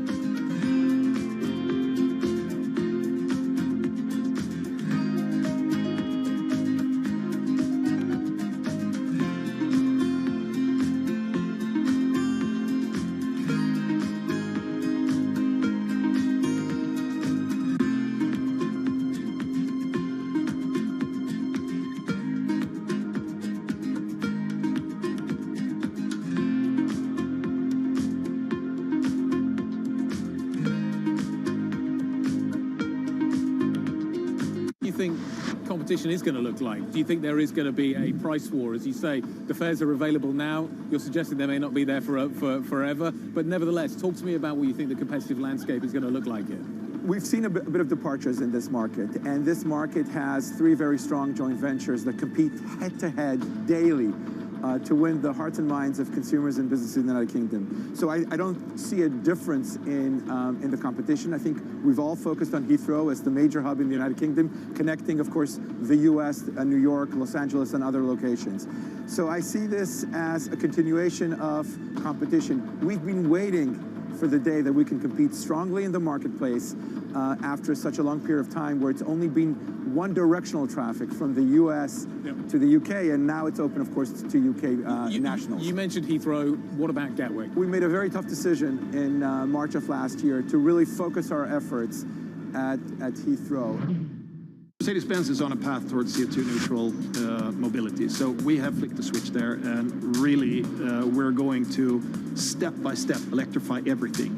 And what does that mean? Combustion engines get electrified. It's really a reminder, isn't it, just how sensitive the markets are to any commentary about trade. We did see some pressure on the yuan, we did see some pressure on the futures. That is now being reversed.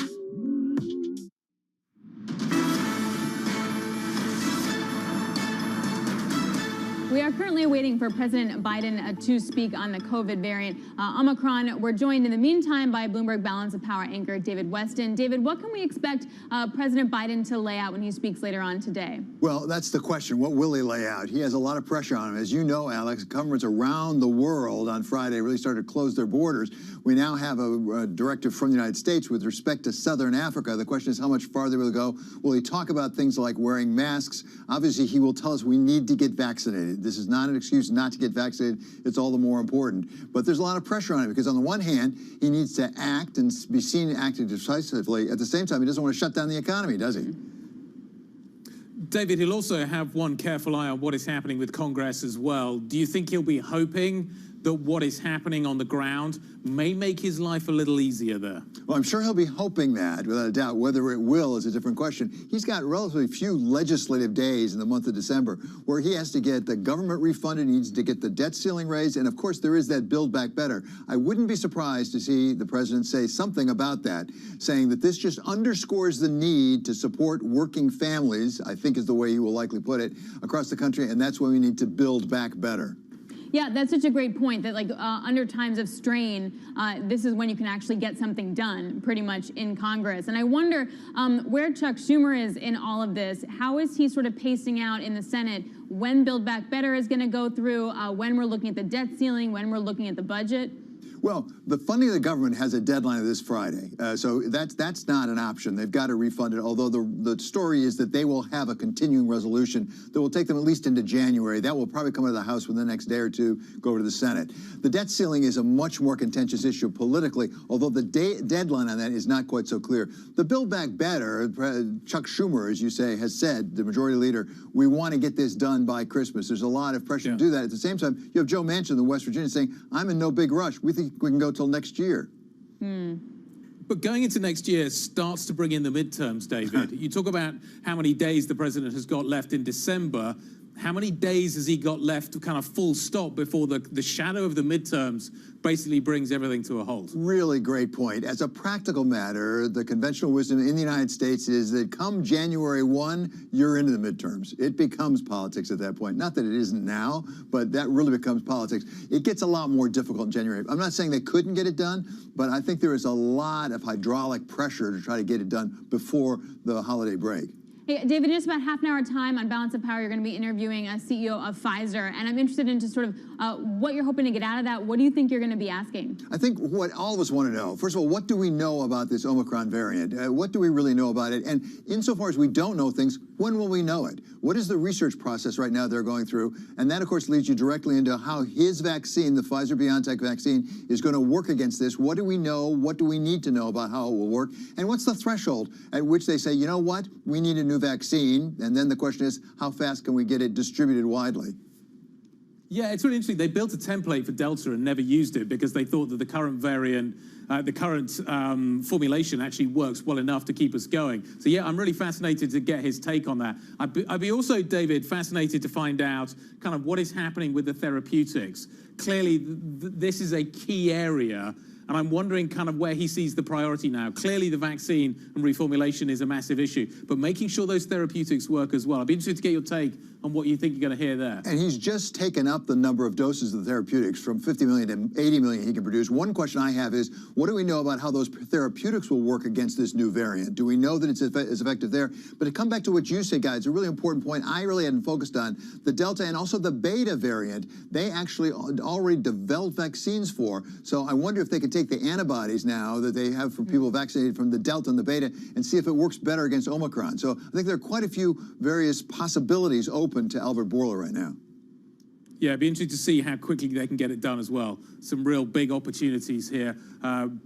These companies front and center, absolutely front and center. David, it's going to be a great show. Really looking forward to it. You've got some fantastic guests lined up, both in terms of what's going to be happening in DC, but also what is happening with these therapeutics. Balance of Power coming up with David Weston very shortly. What else we've got to deal with today? Well, Alex mentioned it. The president is going to be speaking a little bit later, but he's also meeting today with CEOs. He's going to be delivering remarks on strengthening supply chains and lowering everyday costs for American families. That comes up a little bit later. Senate opens at 3 New York time. We get Chinese manufacturing, non-manufacturing and composite PMIs overnight. We'll look forward to those tomorrow, Alex. Yep, and then also tomorrow, it is the big day. You have Jay Powell, Janet Yellen will be testifying before the Senate Banking Committee. We'll be bringing you that testimony, so don't miss that. And also you get the Eurozone and French-Italian CPI. We had Germany CPI coming in at 6%, higher than estimated, yet central bankers over in Europe are still very much talking about the transitory effect of it, so definitely watching that. Well, coming up on Balance of Power, former White House Chief Economist Jason Furman will be joining David Weston, and also, as we mentioned, the Pfizer CEO as well, so don't miss that. Guy?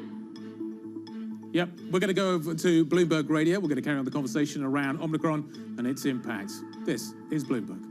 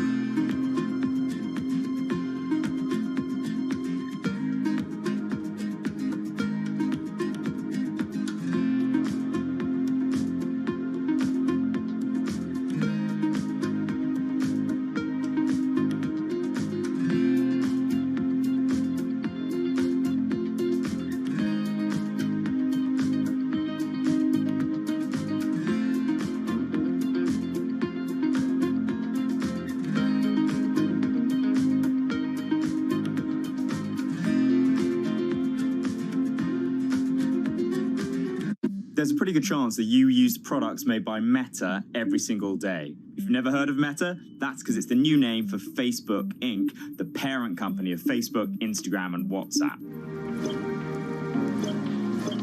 All right, perfect. In a spiffy presentation on Thursday, Mark Zuckerberg showed off his vision for what he's dubbing the metaverse. That's a sort of mix of augmented and virtual reality worlds which will let the user explore virtual ecosystems. Much of what he showed isn't yet available. It's really his vision. In that sense, it was more like the sort of presentation Elon Musk does, where he looks at what he hopes might happen one day, than what Steve Jobs does, or Steve Jobs did, which is showing off products he already has available. He also, in the course of it, announced a name to Meta. The company will be called Meta from now on. Our mission remains the same. It's still about bringing people together. That's an effort partly to show the vision for the future, but also a way of casting adrift some of the toxicity associated with Facebook.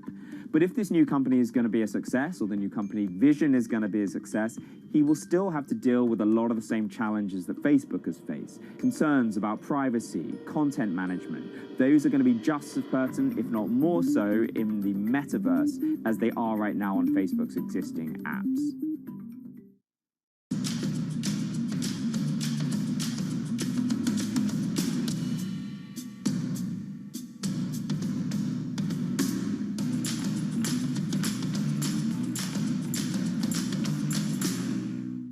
Market that over the past few weeks has made it clear it wants to go higher. It got a little spooked by the idea that geopolitical tensions are rising.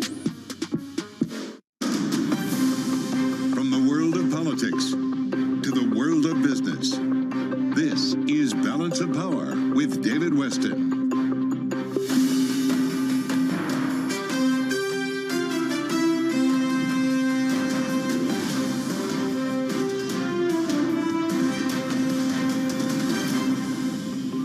From Bloomberg World Headquarters in New York to our TV and radio audiences worldwide, welcome to Balance of Power.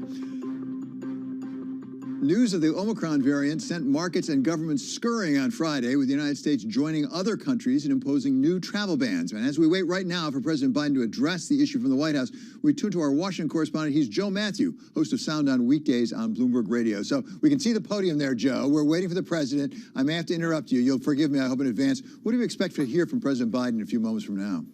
Well, I think we all have to start by acknowledging how little we actually know here, David, and we expect it to be a couple of weeks before data can confirm things like transmissibility and symptoms, some of the issues that we've been hearing about. So the backdrop for this set of remarks is one of uncertainty, but I would expect consistency from the president today.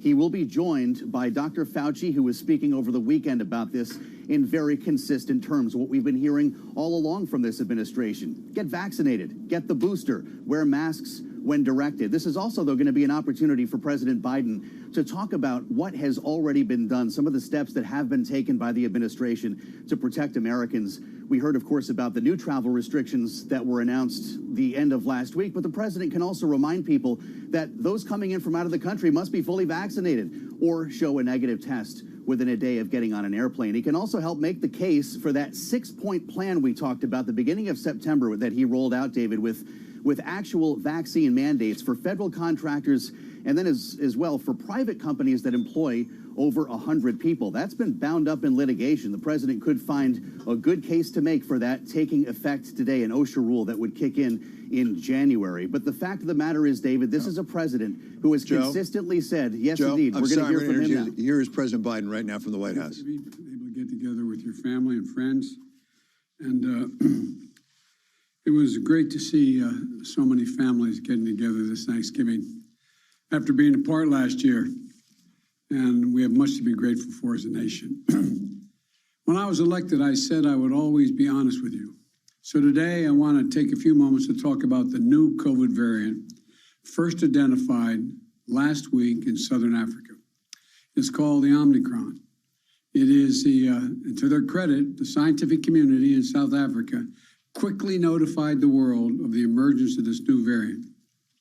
This kind of transparency is to be encouraged and applauded because it increases our ability to respond quickly to any new threats. And that's exactly what we did. The very day the World Health Organization identified the new variant, I took immediate steps to restrict travel from countries in Southern Africa. But while we have that travel restrictions can slow the speed of Omicron, it cannot prevent it. But here's what it does. It gives us time. It gives us time to take more actions, to move quicker, to make sure people understand you have to get your vaccine. You have to get the shot. You have to get the booster. Sooner or later, we're going to see cases of this new variant here in the United States. We'll have to face this new threat just as we faced those that come before it.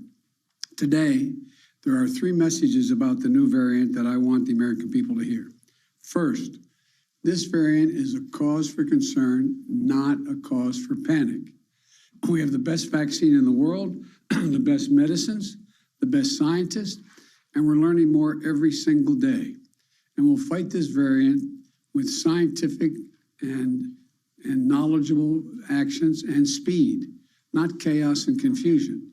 We have more tools today to fight the variant than we've ever had before, from vaccines to boosters to vaccines for children, 5 years and older, and much more. A year ago, America was floundering against the first variant of COVID. We beat that variant significantly, and then we got hit by a far more powerful threat, the Delta variant. But we took action, and now we're seeing deaths from Delta come down. We'll fight and look, we're going to fight and beat this new variant as well.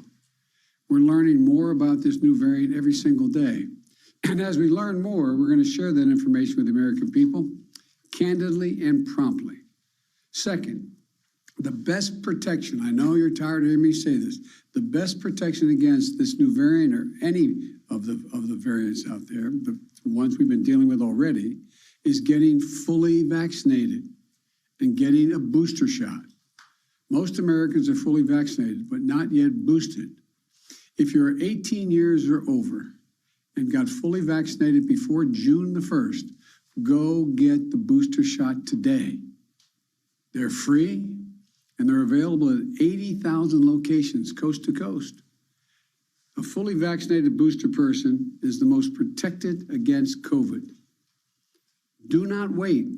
Go get your booster if it's time for you to do so. And if you are not vaccinated, now's the time to get vaccinated and take your children to be vaccinated. Every child age 5 or older can get safe, effective vaccines now.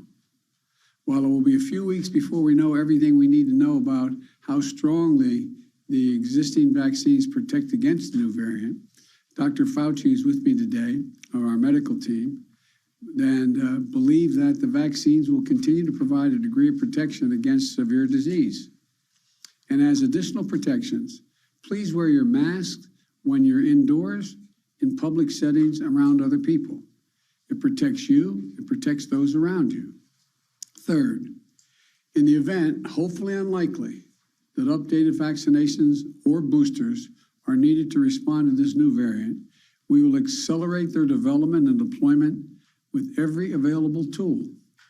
I want to reiterate, Dr. Fauci believes that the current vaccines provide at least some protection against the new variant, and the boosters strengthen that protection significantly. We do not yet believe that additional measures will be needed, but so that we are prepared if needed, my team is already working with officials at Pfizer and Moderna and Johnson & Johnson to develop contingency plans for vaccines or boosters if needed. And I will also direct the FDA and the CDC to use the fastest process available without cutting any corners for safety to get such vaccines approved and on the market if needed. And we'll do that the same way that any modifications are needed or current treatments need used to help those with who get ill with the COVID virus. Look, I'm sparing no effort and removing all roadblocks to keep the American people safe. All of this is confusing to a lot of people, but if it's confusing to you, let me close with this simple message. If you are vaccinated, but still worried about the new variant, get your booster. If you aren't vaccinated, get that shot. Go get that first shot. My team at the White House will provide me with daily updates this week. And on Thursday, I'll be putting forward a detailed strategy outlining how we're going to fight COVID this winter, not with shutdowns or lockdowns, but with more widespread vaccinations, boosters, testing, and more. I promised every American that there will always be the latest vaccines available and the booster shots available to them and for free and everywhere available. Every single American, free of charge, and I will keep that commitment. But we need to do more than vaccinate Americans. To beat the pandemic, we have to vaccinate the world as well. And America is leading that effort. We've shipped for free more vaccines to other countries than all other countries in the world combined. Over 275 million vaccines to 110 countries. Now we need the rest of the world to step up as well. Let me be clear. Not a single vaccine shot Americans ever send to the rest of the world will ever come at the expense of any American. I will always make sure that our people are protected first. But vaccinating the world is just one more tool in how we need to meet our moral obligation as Americans and how to best protect Americans as well. The Delta variants and now the Omnicron variant all emerged elsewhere in the world. So we can't let up until the world is vaccinated. We're protecting Americans by doing that as well. As we continue this effort, let's remember where we stand. We're in a very different place as we enter the month of December, this month, compared to where we were last Christmas. Last Christmas, fewer than 1% of American adults were vaccinated. This Christmas, the number will be over 71%, including more than 86% of seniors. Last Christmas, our children were at risk without a vaccine. This Christmas, we have safe and effective vaccines for children ages 5 and older, with more than 19 million children and counting now vaccinated. Last year, a majority of schools were closed. This year, 99% of our schools are open. Let me reiterate once more. We also now have booster shots that provide extra protection. They're free and convenient. There is still time to get your first 2 shots or your booster shot or get your children vaccinated before Christmas. All 3 are available and can be done before Christmas. If you and your family are fully vaccinated, you can celebrate the holidays much more safely. And given where we were last year, that's a blessing that none of us should take for granted.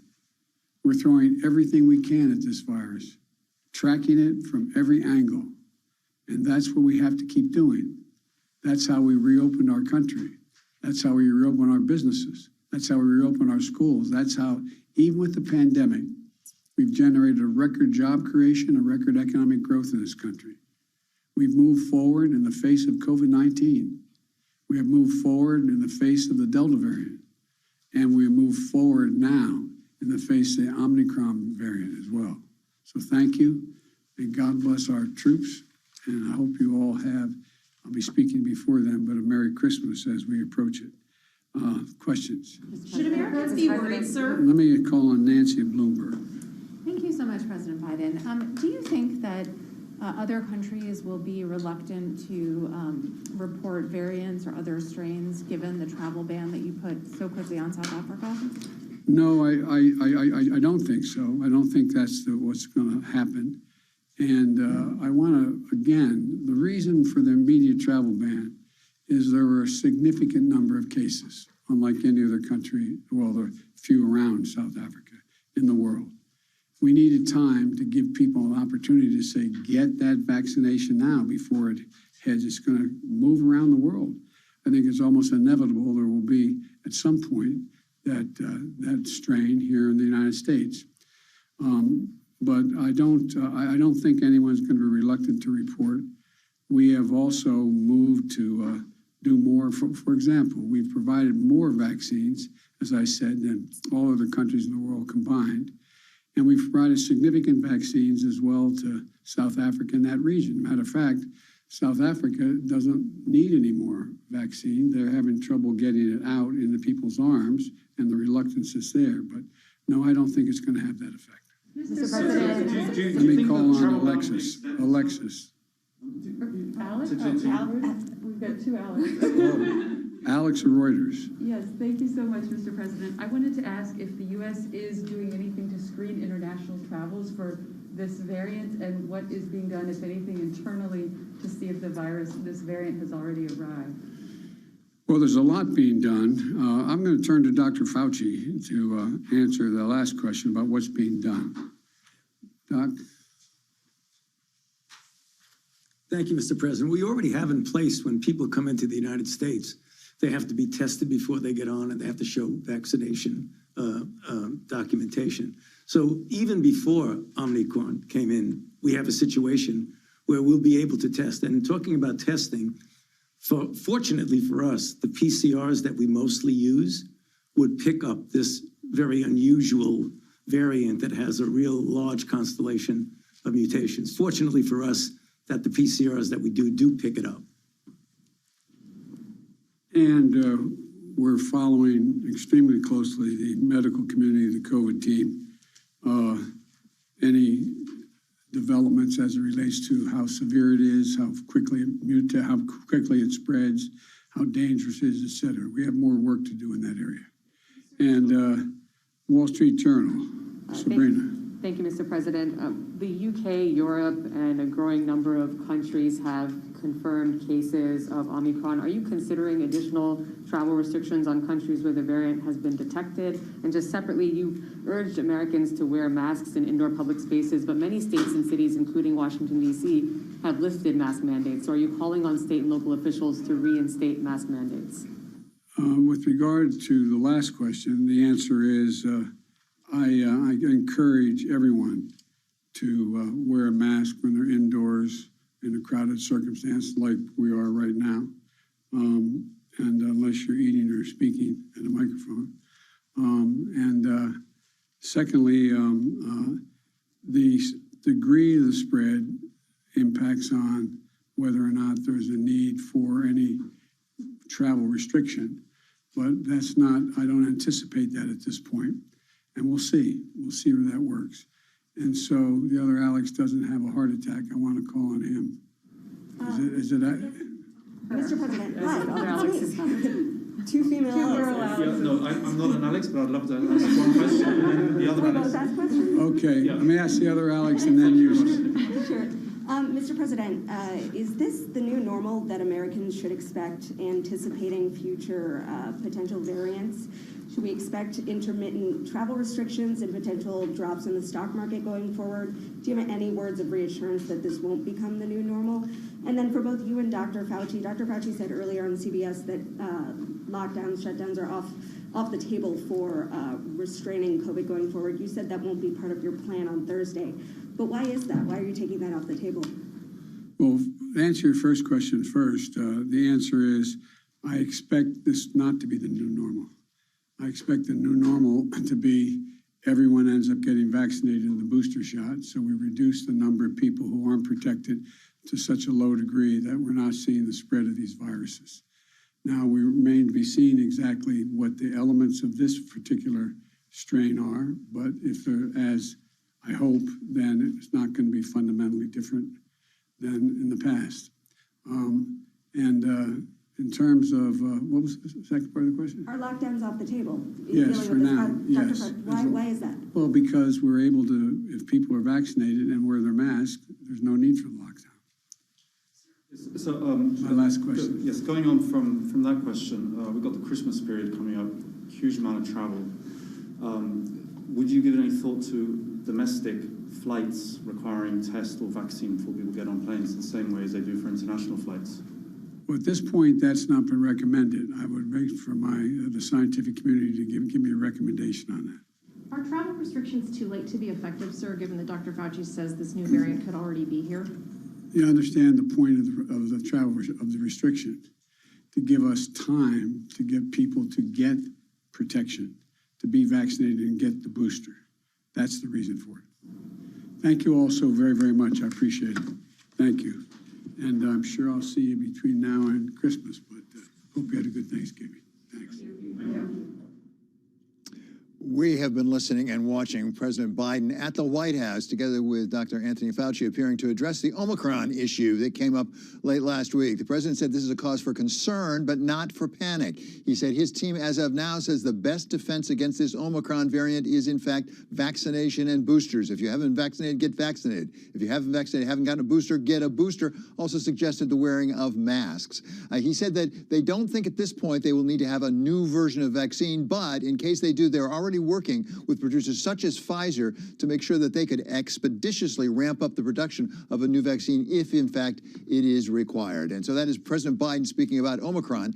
And now we want to talk to some broader economic and market reaction to the announcement of the Omicron variant. We had that news hit on Friday. The markets really felt it. Some suggest maybe even the markets overreacted. And one of the fundamental questions now is what all of this may mean for the economy overall. To help us answer that question, we welcome now Jason Furman. He's professor of the Practice of Economic Policy at Harvard's Kennedy School. Dr. Furman served, of course, as chair of the Council of Economic Advisors under President Obama. So, Dr. Furman, thank you so much for being with us. You heard there at the end, the president said, as of right now, there's no point in a lockdown. If we don't have to go to a lockdown, the way, for example, Austria did last week, what does that say about the economy? Does that mean we won't really feel much of a repercussion?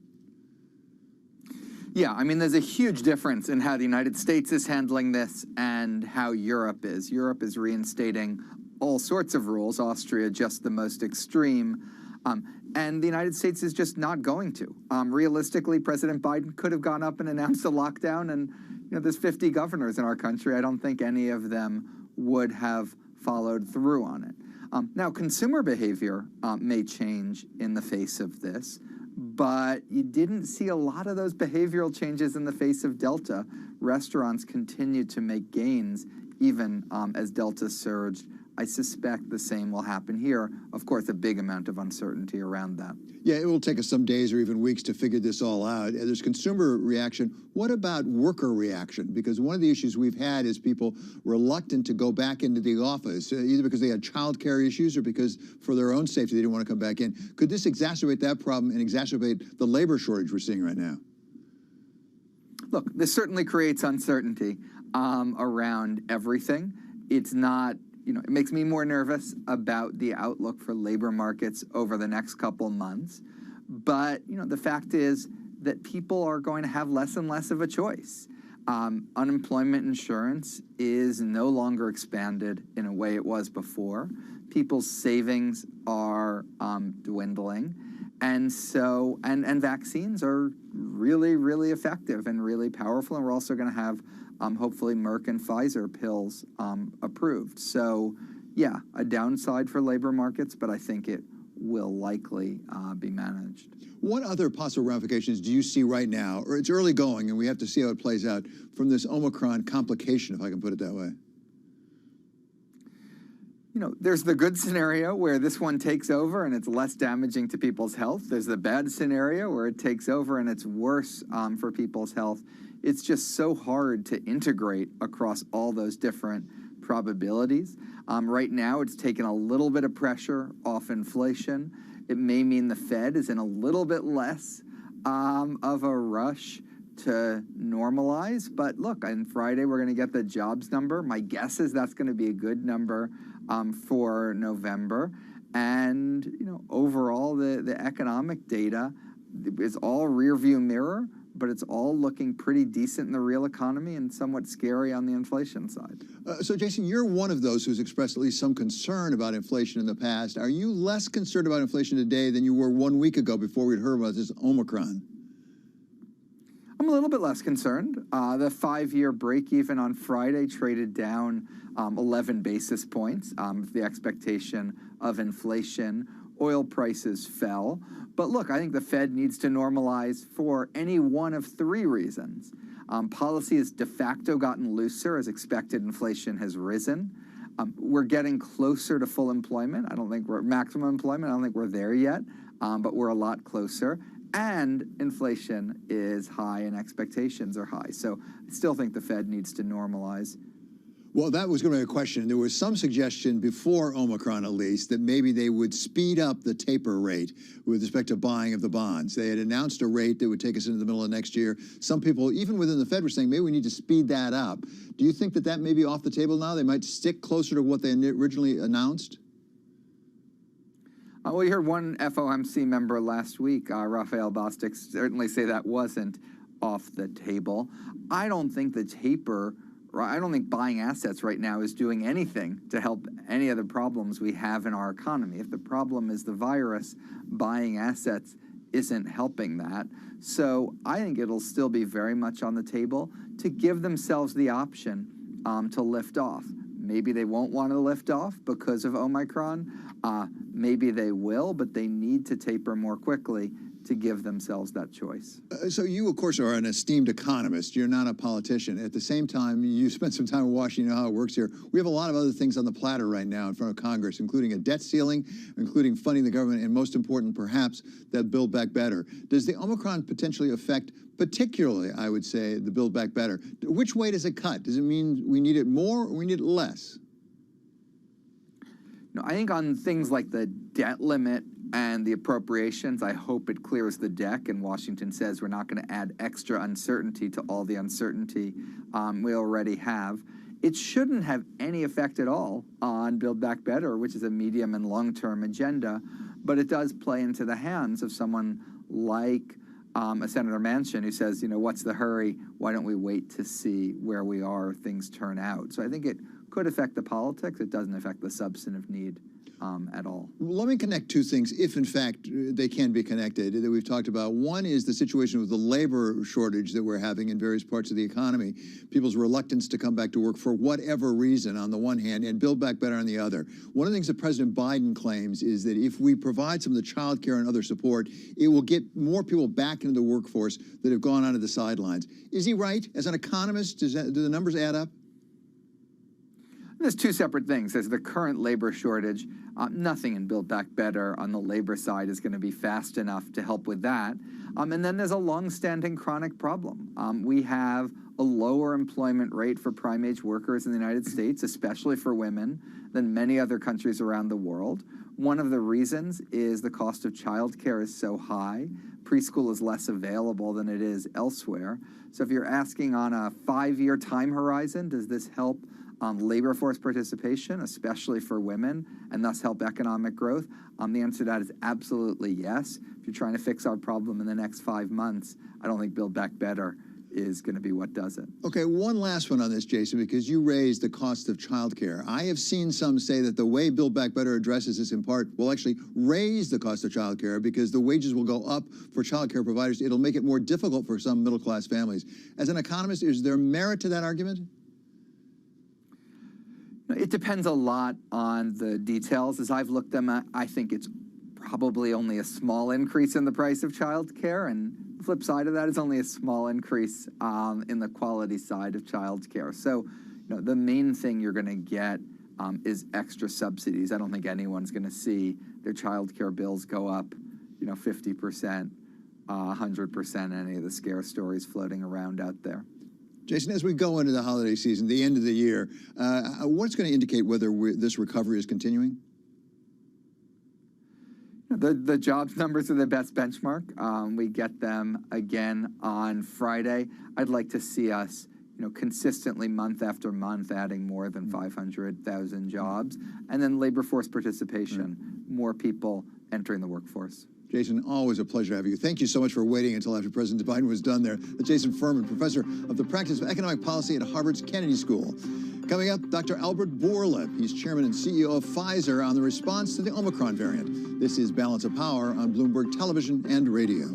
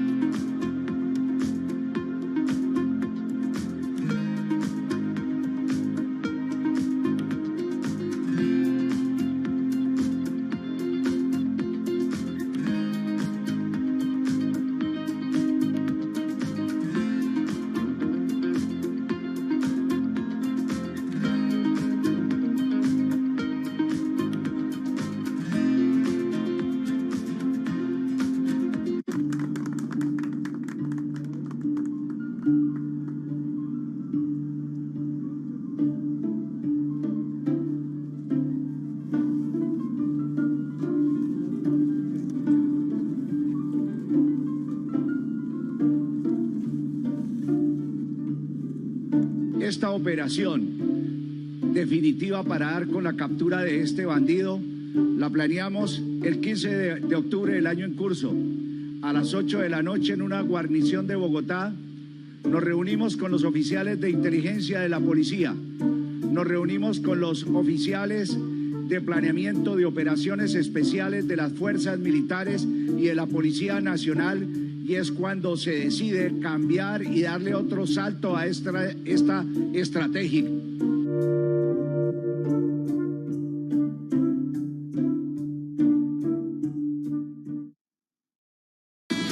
People are talking about Bloomberg surveillance. There's some guy out on Twitter who says I look like I'm 101. I know, I noticed that. Do you think I need a lift? Is it time What that did he say about me? What did that particular gentleman say about... Let's have a look. One of them is near 101 years of age. Which one would that be? The other has an ego in the orbit of Mars. Who's that?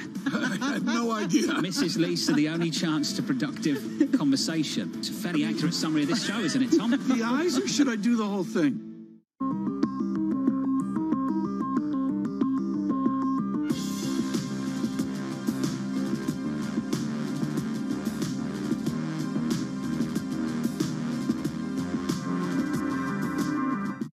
Market that over the past few weeks has made it clear it wants to go higher. It got a little spooked by the idea that geopolitical tensions are rising.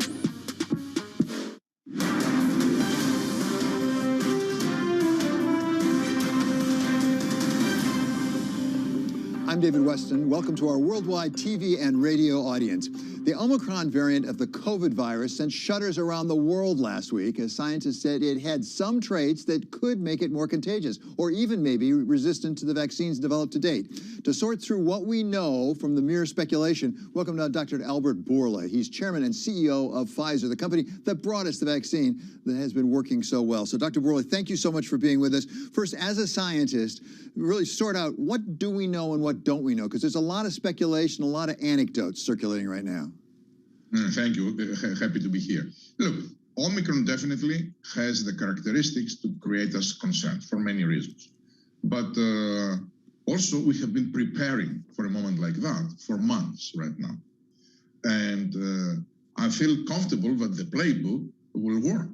So what is the playbook? One, it is to understand more about this virus. The second, of course, will be to protect against infections. And the third is to treat. Let's take it one after the other to understand. I think there are a few things that are not very clear yet with Omicron. One, it is the clinical manifestation of this new variant. Is it creating more severe disease or not? Is it transmitted easier or not? Is it going to younger or older people? All of these are things that as we see clinical cases coming out and the numbers are getting bigger, that's something that we will know in a few weeks. The second is, does this virus this variant has the ability to escape the protection of our vaccine? I think that that's something that we will know in a couple of weeks. And I don't expect in any scenario to be that we don't protect at all. Actually, that's extremely, extremely unlikely. I think it could be anything from the protection remains very high to the protection is reduced. It's not 95, it is 70%, for example. And the third is that we need to know, it is if this virus can escape the antiviral effect of the treatments that we have. We have antibodies, we have the injectables, and now we have an oral pill. Again, the expectations on that, it is that for the oral pill, which is our pill, I don't expect that the virus will escape the antiviral effectiveness. The pill, the molecule was designed with that in mind. It was designed to be able to maintain efficacy while the variant, the virus mutates. And this is why we chosen a mechanism that doesn't depends on the spike and mutations on the spike, but is attacking something that the virus needs to replicate. It's called protease. We are inhibiting a protease which has nothing to do with the spike. And by the way, this protease, the virus needs it. It's very vital. So it's very difficult for the virus to develop a variant that that doesn't need the protease that we are inhibiting. So with all of that in mind, I think our pill will work very, very, very well. So we are waiting to see if the virus escapes the protection of our vaccine after a booster dose, which will be very difficult, I think, but we need to check it. We have already last Friday started the process of developing a tailor-made vaccine that not only we have very high level of confidence that we will have it ready within 100 days, but we have very high level of confidence that we can manufacture it by billions if needed. So, Doctor, let's take that apart if we could. First of all, on the clinical front, as I understood what you said, it will be a few weeks before we really know how contagious this variant is and how virulent it is. Is that right? I mean, are we talking a month? Are we talking 6 weeks? What would be your best guess? I think the more data we accumulate, the more accurate the prediction would be. But I think within a month, at large, we will have a lot of information if this is more virulent or if it replicates faster, or if it can overtake Delta, etc. And Dr. Bourla, then when you talked about the virus escaping, and as I understand what you said, it won't escape, you don't think, entirely, but the question is how much of it can escape? What is the percentage? If you're at 90 or 95% effectiveness with the original virus, how soon will we know? 2 weeks we will know how much will escape this virus? I think in 2 weeks we will have a good idea about that, 2 to 3 weeks. Because what we are going to do is we are going to test this virus if it is neutralized by serum of blood, of people that have been vaccinated with 2 doses or have been vaccinated with 3 doses, and even people that have been vaccinated with Delta or Beta-related vaccines. Of course, only experimentally we did that. Because, as I'm sure you know, David, we have already done 2 vaccines other than the one that circulates. We never use them because we don't need them. But we had a Delta and we have a Beta vaccines tailor-made for these variants. As we are now going to have one for Omicron, we never used them because we didn't need them. The current vaccine is very highly efficacious against those 2. So is it possible that the variant, the dosage that you created for the Delta or the Beta might be more effective against this new variant? I doubt, but we will check it. Yeah. And also, you spoke about the dosage. The good thing is that we got the dose right. The 30 from the get-go, the 30 microgram was the first and second dose. Didn't create reactogenicity, so it was very well tolerated. So we could use the same dose, the 30, we didn't go to half dose, and on the third dose, the booster. That's a very important thing because now the third dose creates very high antibody responses. That gives me confidence that even for Omicron should be effective. But in case it doesn't, yes, we are going to have an Omicron vaccine. So give me a sense, and I know this isn't written in stone, but if the current vaccine is 90 to 95% effective against the COVID virus that we all became familiar with, at what point, as the effectiveness declines of the vaccine against the new variant, do you conclude you need a new version? I mean, is it 75%? Is it 70? Is it 50%? At what point do you say, you know what, we need a new version? I think that's something that likely we'll have to assess in conjunction with other information and other data holistically. But I believe that just going below 70, I think for us will be a trigger to start thinking that maybe we can switch the vaccine. We heard earlier this hour from President Biden saying he's already talking with you about what would happen if we got to that stage. He said, I don't think we're there yet, but he's already talking with you about the possibility of expediting production. Assume that happened, how quickly could you ramp up production of a new version of the vaccine? It is true that I spoke with the president, and he was very kind to mention it. We can right now have within 100 days, 95 to be accurate, our ability to submit a dossier and ask for approval from regulators. It's up to them how long it will take to give us an approval, but they have already indicated that they are expecting to have streamlined processes for something like that. They consider it the same vaccine. Manufacturing, this is the good news. We have right now reached a level that we are manufacturing. This quarter will make 1 billion doses. This quarter, 1 billion doses. So we are easily on a yearly production of 4 billion doses. I don't think that we will lose material volume if we have to switch to a new vaccine. I think we could basically overnight start switching our manufacturing lines from one to another. There will be a little bit of transition, let's say a few weeks, and also to manage, let's say, some of the inventories. But likely we will be able to have very fast, very strong production of vaccine if needed. I think what is needed right now is people to be current with the third booster. And of course, the other thing that we discussed was the treatment. And we already announced today that, or I made it clear on TV today that, and I'm telling you that we are going to make 80 million doses treatment. We feel confident that we can reach that capacity for 2022, compared to 50 that I had announced few weeks back. So significant improvement on manufacturing capacity. So I want to come back to the vaccine, but let's stay on that subject of the antiviral treatment, the pills that you have here. Are you confident that those will work against this new variant? Do you need to do further research to make sure that's right? We will do further research to ensure that this is right, but I'm very, very confident that this will work. Let's talk for a moment about South Africa and Southern Africa, for that matter. I actually looked it up today, and I think that the vaccination rate for South Africa is something like 43%, something around that level, not a very high level. What is the problem with getting vaccinations into South Africa? You know, in the beginning, I mean, 6 months ago, was a problem that there were not enough vaccines to reach the African continent. That, at large, has been restored now. So just to give you an idea, from the 8 African countries that have been placed in travel ban from the US government, already 5 of these countries, but those 5 represent 95% of the population, right, of the state. So basically everyone in this list have asked us, their governments, to stop sending vaccines anymore because they have more than they can absorb. Now, why is that? I think it's a combination of multiple reasons. One is infrastructure, vaccination centers, specialized people.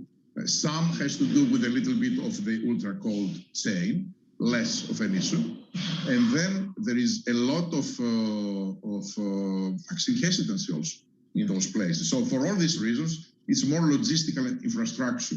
Right now, I asked our people, for example, we were focusing how to make sure that they have enough doses. Right now, we are I'm sorry, this is my dog. No, we like your dog. I know. But we are doing most of our work with these countries to ensure that we can help them with NGOs there to absorb the vaccines, actually to build infrastructure. And I think WHO has a very big role to play on that as well. To come back just a moment on the manufacturing of a new version of the vaccine, if in fact you get to that point, we're all concerned about supply chains these days. I understand you have the manufacturing capability. Is there any question of the ingredients you would need to put into the new vaccine? No, I think it's pretty much the same. What is different in a new vaccine, it is that you are programming your RNA in a different sequence. It is exactly the same material, just they will have different sequence in the way that they appear in the molecule. So with all of that in mind, I feel very confident that if we have to switch, we are not going to see any material loss of capacity because of that.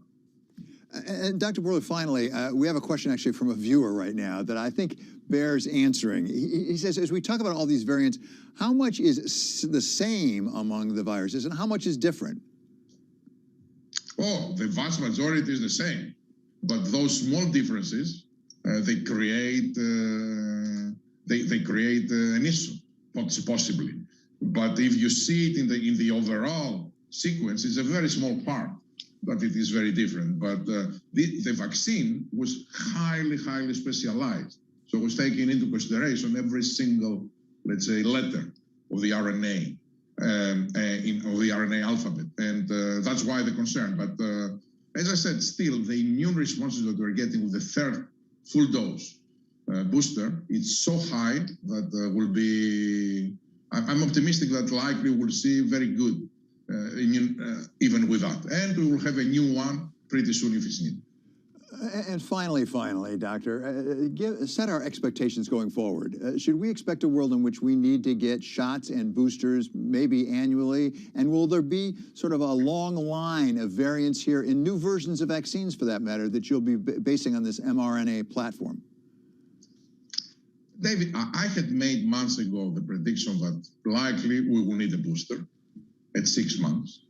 I was saying 6 to 8 months, and then I think that was proven to be accurate. And then I said that likely we will need annual revaccinations, and that we will need annual revaccinations for quite a bit of time, because I thought that the virus will not just go away, will stay around.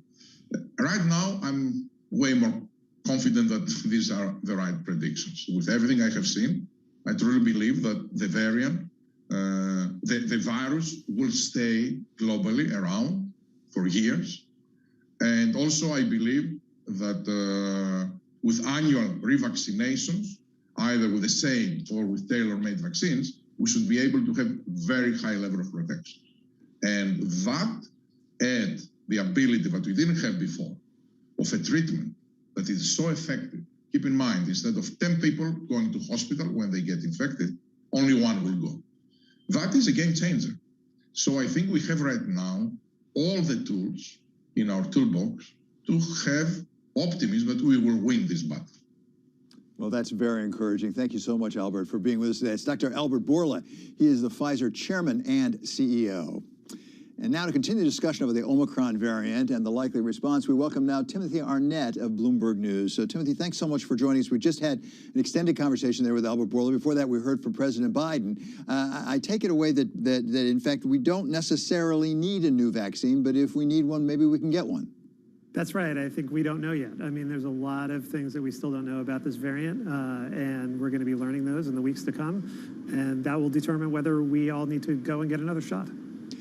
At the same time, Dr. Bourla said that if, in fact, we need to have a new version of it, he can have, he says now in 95 days, he said he can be really manufacturing this at full scale.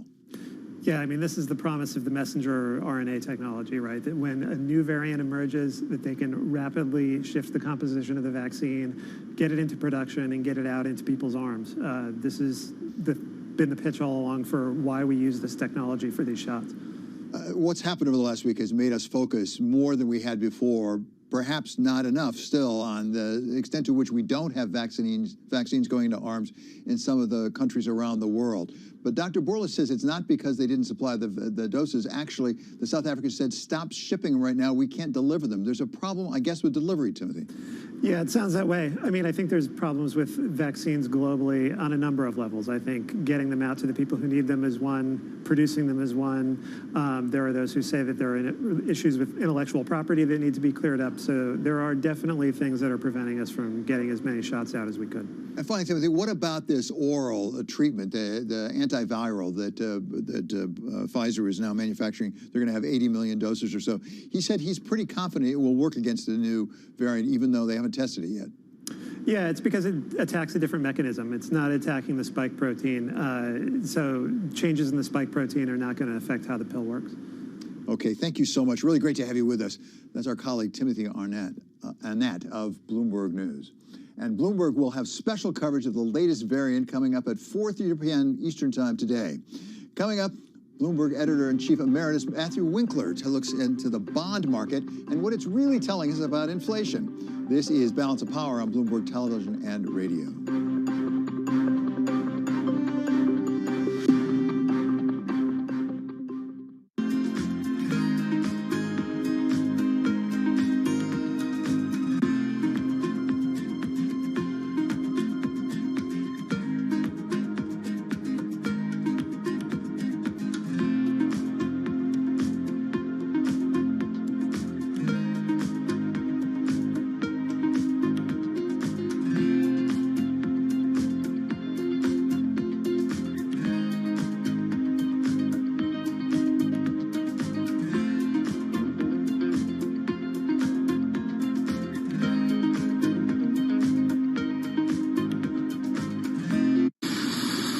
We represent 5,500 forecourts, which is roughly 65% of all service stations in the UK. Of the ones that we were able to survey yesterday, roughly 1,500, 27% said they didn't have any fuel, 21% said that they had one fuel type or another, so that's either petrol or diesel, and 52% said that they were fully stocked. Northern Ireland, Wales, Scotland seems to be okay, so we still are seeing, like your reporters are seeing, some stock outs at sites around London and the South East, I'm afraid. When do you feel confident that this will 100% be in the rearview mirror? Well, Well, what we're hoping is those people that got fuel over the last few days obviously don't need it again for another few days, and that will give us a chance to actually start to restock the network. So we're trying to get it back to a reasonable level today and tomorrow, and then over the coming weeks, because it will take a number of weeks, to get it back to the sort of more normal running levels. I think what we've seen during this period of time is that communicating via video is not a fad. We are using it in all aspects of our lives, for work, for learning, for communicating, for staying in touch. Bloomberg has enhanced search on the terminal to deliver what you need when you need it. Now, you can simply type phrases in everyday English in the command line. Compare financials. Find people. Analyze markets. You can enter phrases or ask questions. What do you want to know today? Ask a question or visit SearchGo to find answers now.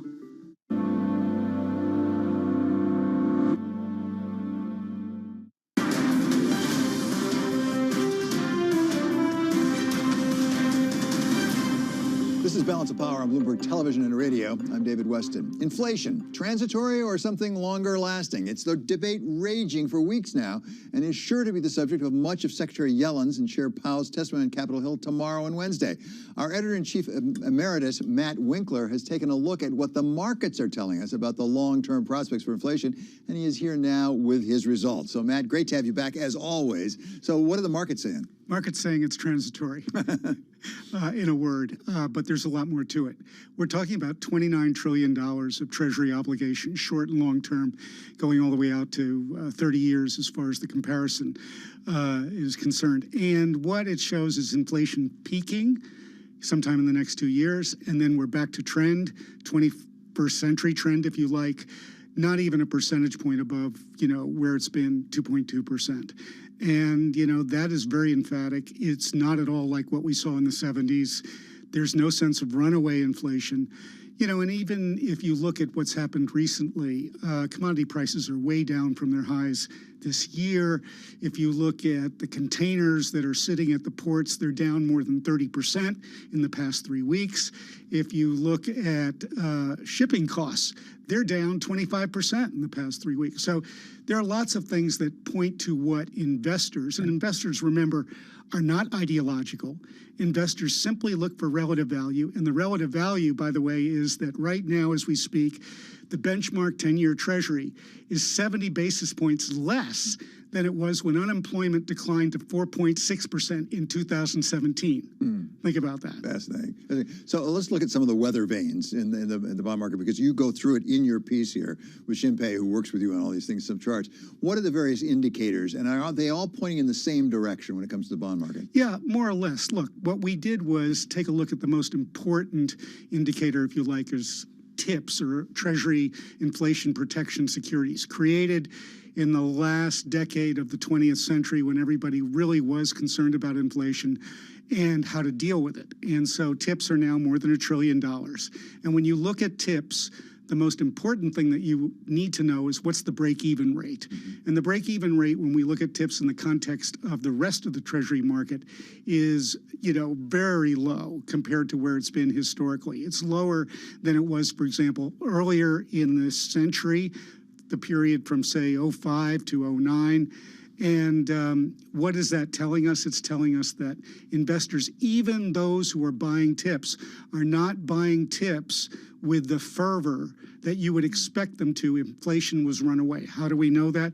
The percentage of TIPS sold today, even with ETFs buying them as fast as they can, is less as a percentage of total Treasury sales. So I'm fascinated by this because certainly the bond market has moved in the shorter range. If you look at it has moved up quite significantly, and yet it's not moved, I guess, in the longer range. So what does that tell us? What is the market thinking is going on? What corrects it down the road? Well, the market is thinking we've had a pandemic. it shut the global economy down at one point. And there are what Yellen and Powell, as you referenced before, have described as supply chain disruptions that are serious and take a while to resolve. And that is, in fact, what the bond market is processing. But, you know, interestingly enough, Walmart and Target have more than enough stuff to sell for Christmas, okay? They're not saying we're out of, you know, supplies. So it does kind of all converge on the same thing, which is once we get through somehow the leftovers from the pandemic, we're going to be back to trend inflation in the 21st century. So some people, I mean, Larry Summers is somebody I talk to every week, as you know, but other people as well, say part of the problem here is we've got a central bank much more active in the economy than it's ever been before in the degree of monetary stimulus that it's poured in. And as a result, the bond market isn't as reliable an indicator as it used to be because you've got the ref playing in the game. Yeah, that's true, although you could say the financial crisis, which he lived through and you lived through and I lived through, was about as close as we came to what it would have been like in the Great Depression after the crash. And it was thanks to the Fed that we rescued the economy. It took a little while, by the way, to recover. We didn't have anything like the stimulus that we're now getting with the Biden administration. But the point here is that the economy was saved back then by the Fed, and the economy again has been saved by the Fed. And that is a far better reality for all of us than the one that he might be suggesting, which is take the Fed away and there's no economy. So, Matt, this is Balance of Power, as you know. We like to talk about policy in Washington. So put yourself in the Federal Open Market Committee right now. What does that tell you about your taper rate? Given your analysis of the bond market now, should they be tapering at the rate they've said? Should they be speeding up, slowing down? How does it affect policymaking right now? So I think the smartest economist, fortunately, is running the Treasury. And she, Janet Yellen, has said consistently all through this period that what concerns her is the labor participation rate. And the labor participation rate today is down the equivalent of the population of Maryland from before pre-pandemic. And she has said, let's let the economy get back to a labor participation rate that's, you know, as healthy as it was before the pandemic. And we're not there yet. And it's not moving in that direction very fast, is it? Not fast enough. Yeah, exactly. So is there anything that the policymakers can do to affect that? Well, Biden is doing it. I mean, if this second piece of Build Back Better, which enables, say, working mothers to not be worried about childcare when there's so many disruptions with schooling, yeah, that would be a big fillip, because one of the biggest disruptions to the labor market has been women have not come back to work, and that's not talked about enough. They disproportionately lost on the downside, and they haven't come back. As Correct. A matter. Thank you so much to Bloomberg Editor-in-Chief Emeritus. He is Mr. Matthew Winkler. Check out the Balance of Power newsletter on the terminal and online. Today's top story looks at government response around the world to the new COVID variant. And this is Balance of Power on Bloomberg Television and on radio.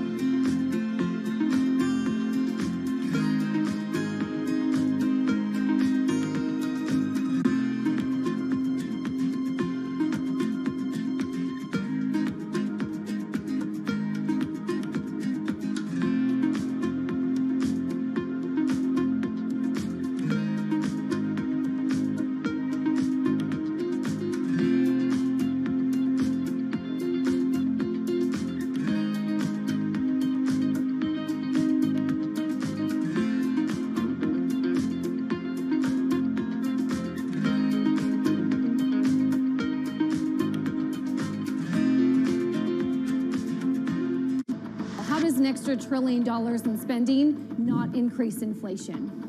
by increasing the productive capacity of this country. And that's a very important thing that we, frankly, have not successfully done across most of my lifetime. You know, I've been waiting for this legislation for months since I became Transportation Secretary, but various presidents have been hoping to reach this day for decades, and it hasn't happened for all kinds of reasons. The American public has been rightly impatient. Now we're getting it done, both making up for lost time and laying a better foundation for the future. Let me also point out to the fact that Part 2 of the President's agenda, what I like to call the big deal, but Part 2 of that, the Build Back Better Act, has even more that will help beat back inflation by lowering some of the costs that Americans feel most acutely, the cost of childcare, the cost of health care, the cost of housing, the cost of prescription drugs, bringing those down while also making sure that we ease some of those labor market issues we have by making it easier for working parents to afford to go back to work. Access the financial world on demand. Hear from leading economists, policymakers, and industry experts via live and on-demand webinars, only from Bloomberg. Start exploring to see what's moving the markets. Visit Bloomberg.com/webinars.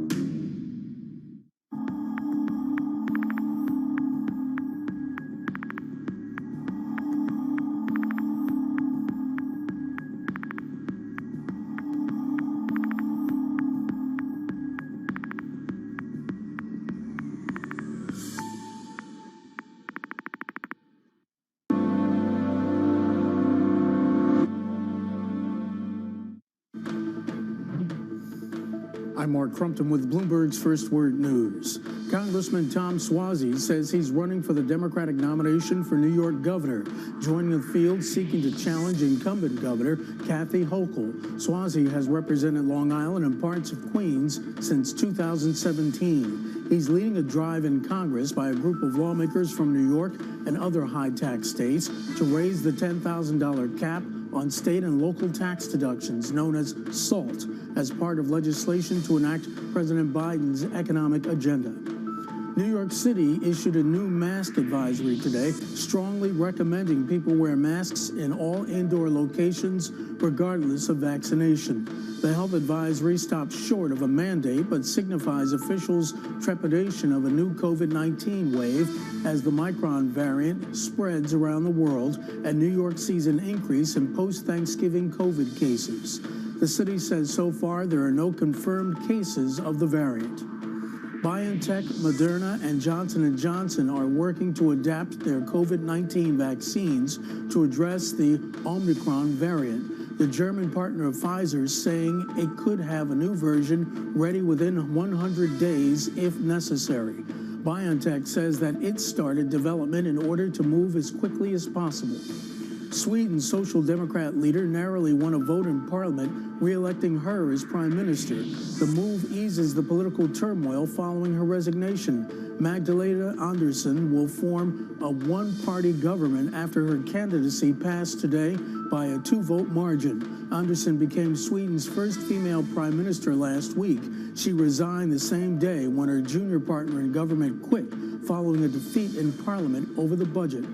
Global news 24 hours a day, on air and on Bloomberg Quick Take, powered by more than 2,700 journalists and analysts in over 120 countries.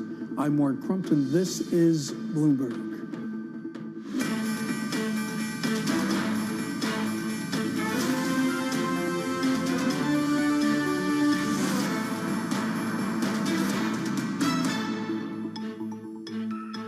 It is 1 p.m. in New York, 7 p.m. in Berlin, 2 a.m. in Hong Kong. I'm Matt Miller. Welcome to Bloomberg Markets. Here are the top stories we're following for you from around the world. Calm returns to the markets. The S&P 500 erases November losses after Friday's sell-off as investors reassess their worst-case scenarios amid news of a new COVID variant. We'll discuss with Dana D'Auria of Investment. Plus, Cyber Monday underway in the U.S., really around the world. We'll bring you the early reads on the shopping event as e-commerce retailers slide on what looks to be a slow start to the online event. And Jack Dorsey is out at Twitter. The founder steps down effective immediately as the company's chief executive officer. New chief technology officer takes over as the chief executive officer. We'll break down the share reaction in today's Stock of the Hour. Let's first take a quick check at what's going on in markets. The rebound is getting stronger throughout the trading session. The S&P 500, which lost 2.4% on Friday's sell-off, is now back up 1.6%. The U.S. 10-year yield also coming up as investors feel safe enough to let go of government bonds. The Bloomberg Dollar Index, though, rising. This has been a safe haven trade, and you see it still is picking up a little bit as we wait for more confirmation about the new variant, the Omicron variant. NYMEX crude coming back 4%. It's a big gain, but not nearly as much as it lost on Friday. And this is really the story that we're seeing across markets. For example, on the Dow Jones Industrial Average, we were down 905 points on Friday. Today we're back, but we've only made up 333 of what we lost. For more, let's bring in Dana Doria, investment co-chief investment officer. And Dana, on a day like today, we'd normally be talking about the sales that we saw on Friday, our expectations for Cyber Monday, but instead, we're talking about the possibility that this virus slows down, jams up the gears of the global economy again. How do you see it? No, it's markets played a bit of a trick on us. I think on Friday, everyone thought it would be potentially quiet with the holiday weekend. And of course, we had a short trading session and a massive sell-off. We're all dealing with the uncertainty of this Omicron variant. We don't know yet what the transmissibility is. I think the biggest question, of course, in everyone's mind is, will our vaccines be effective against it?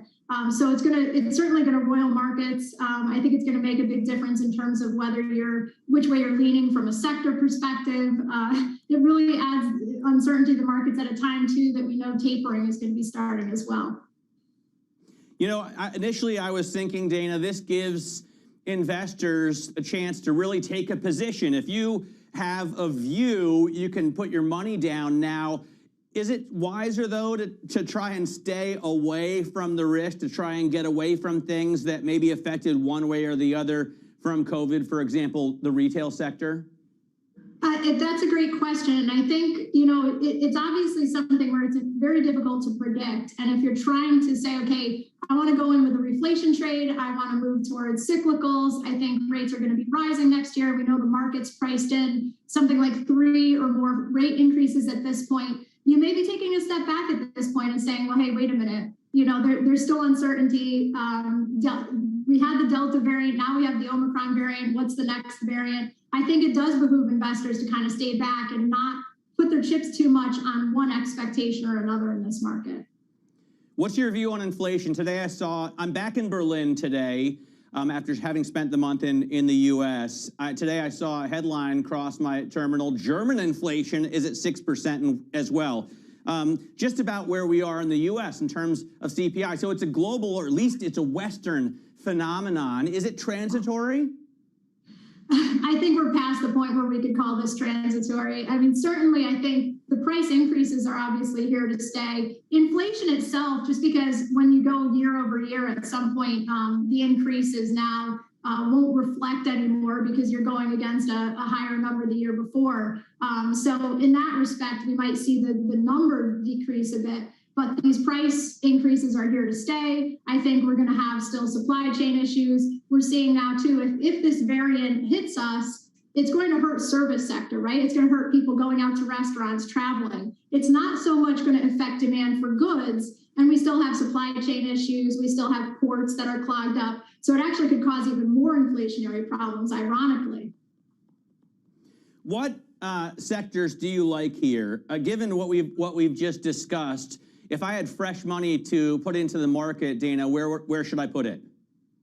I think, well, obviously diversify. That goes without saying practically. I think, interestingly, small caps have been an interesting play, and certainly in terms of if you're worried about inflation, small cap stocks tend to be able to pass on inflationary increases. Obviously, the knock against that is if we go into some sort of extended lockdown again, you're looking at big tech again, right? That's your quote defensive play at that point. But, you know, considering that lockdown fatigue might be setting in, and we might not be looking, even if Omicron is a bad case, we might not be looking at as bad lockdowns. I think small caps for inflationary reasons and just for diversification reasons.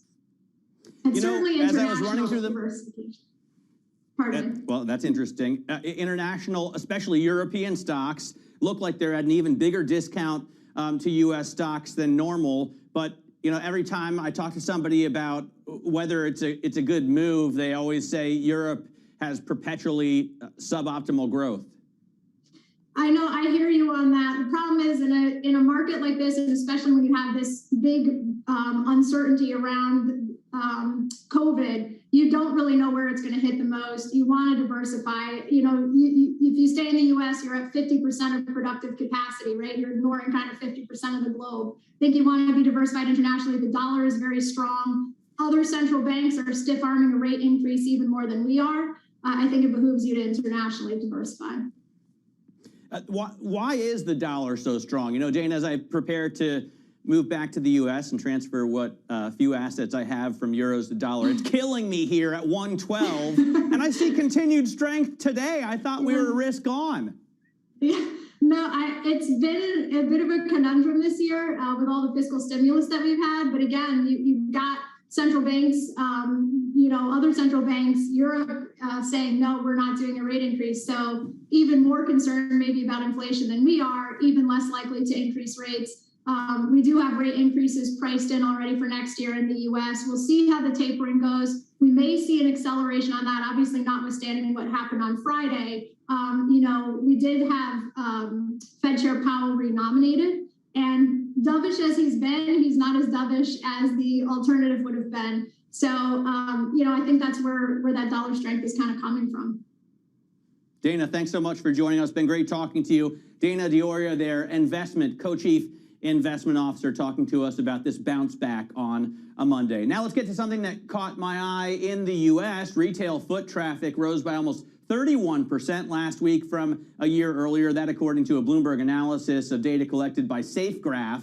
All categories tracked posted increases, but beauty led the pack with the biggest year-over-year gain as people, I guess, are going back out into the open and off of Zoom. Meanwhile, online retailers are sliding today as early reads from Adobe and Salesforce indicate a slower start for online spending than may have been expected, according to Bank America. Shares of eBay, Etsy, and Shopify are all lower on the day. So it doesn't look like Cyber Monday is necessarily going to be the boost that you would have hoped for these online retailers. Of course, we still have to wait till the end of the day to know. And Cyber Monday, remember, now really a global phenomenon and not just a U.S. In fact, Black Friday as well, really becoming a global phenomenon and not just about Black Friday. Coming up, governments step up travel restrictions due to the new variant, Omicron. We speak to Dr. Amish Adalja of Johns Hopkins about how the new strain and vaccine makers are responding. That's next. This is Bloomberg.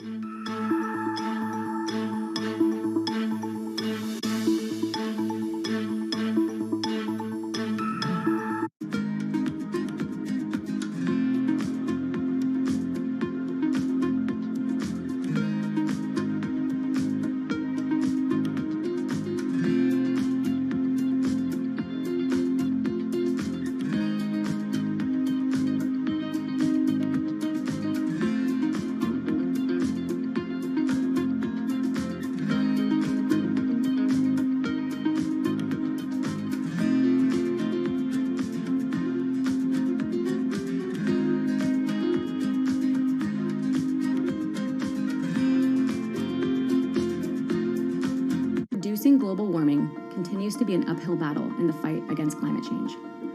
1.5 degrees Celsius. That's the temperature deemed the safe limit for global warming set by the Paris Agreement in 2015. To limit warming to 1.5 degrees Celsius, CO2 emissions would need to be reduced by 45% by 2030. 191 Paris Agreement signatories committed to setting national targets to reduce CO2. But current national targets project a 16% increase in greenhouse gas emissions by 2030, with global temperatures expected to rise to 2.7 degrees Celsius by the year 2100. Among the most vulnerable to global warming are many of the world's smallest and poorest countries.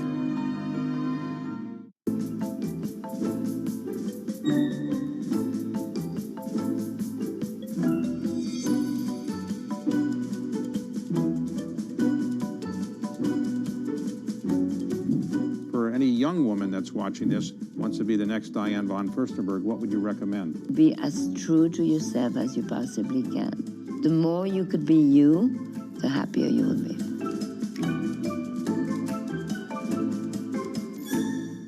BSO Now is your online home for weekly Boston Symphony Orchestra and Boston Pops performances. See new concerts that go behind the scenes, plus acclaimed archival concerts. Visit bso.org/now, where the music plays on. BSO season sponsor, Bank of America.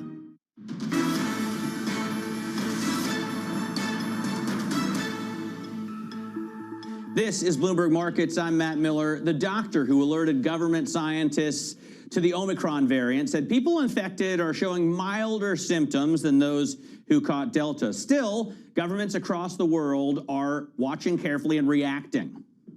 I've decided that we're going to be cautious, make sure there's no travel to and from South Africa and 6 other countries. There is no scientific justification whatsoever for keeping these restrictions in place.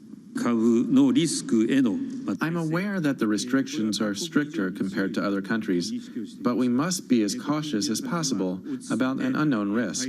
It does appear that Omicron spreads very rapidly and can be spread between people who are double vaccinated. Is concerned. It moved from being a variant of investigation to a variant of concern within the space of 24 hours. We call upon these countries that have imposed travel bans on our country and our other Southern African sister countries to immediately and urgently reverse their decisions. Joining us now, Dr. Amish Adalja, senior scholar at the Center for Health Security, the Johns Hopkins Bloomberg School of Public Health. Doc, you know, it's clearly this is transmissible, as Boris Johnson points out. It can be spread between people who are vaccinated or by people who are vaccinated, just like every single other variant. But does it make sense to close borders, to stop travel, even after the horse has been let out of the proverbial barn? No, it makes no sense at all. I agree with the South African president that there's not a medical or scientific justification for this. We know that this variant is likely in all corners of the globe by now. It probably was there even before it was described, because an efficiently spreading respiratory virus is not something that can be contained. And the negative implications of these travel bans on certain countries, but not all the countries that have COVID-19 Omicron variant, really are disastrous, because what it does is it disincentivizes countries to be transparent and to rapidly alert the world when an infectious disease is within their borders, if what they're met with is not praise, but punishment. And I think this really is just a political knee-jerk reaction that serves politicians' needs, but doesn't actually serve the needs of the infectious disease public health community or the people in South Africa or the other countries affected by this ban. Let's talk about the variant. I know as a scientist, you're probably loath to jump to conclusions before you see all the proof, but it does seem anecdotally that this virus spreads relatively quickly this variant spreads relatively quickly compared to other variants. And we're hearing from scientists dealing with it in South Africa and doctors there that it's a more mild version. Do we see this COVID virus evolving into something that's less fatal? In general, speaking from an evolutionary perspective, the goal of the virus, if it could have a goal, would be to infect as many people as possible. And in order to do that, you don't want to make people very sick. You want to make them sick enough that they're able to transmit the virus through coughs and sneezes, but not staying at home, out there going about their activities of daily life. So in general, we sometimes see viruses evolve that way.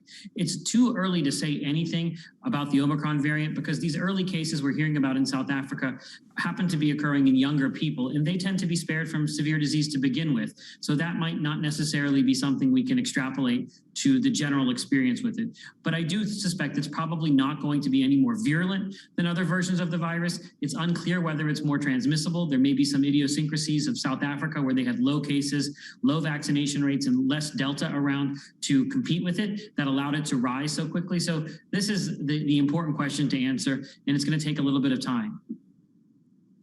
How strong is your faith in the mRNA vaccines? The companies that make them have almost all, I believe, told us today they're going to adapt to this new variant within the next few months.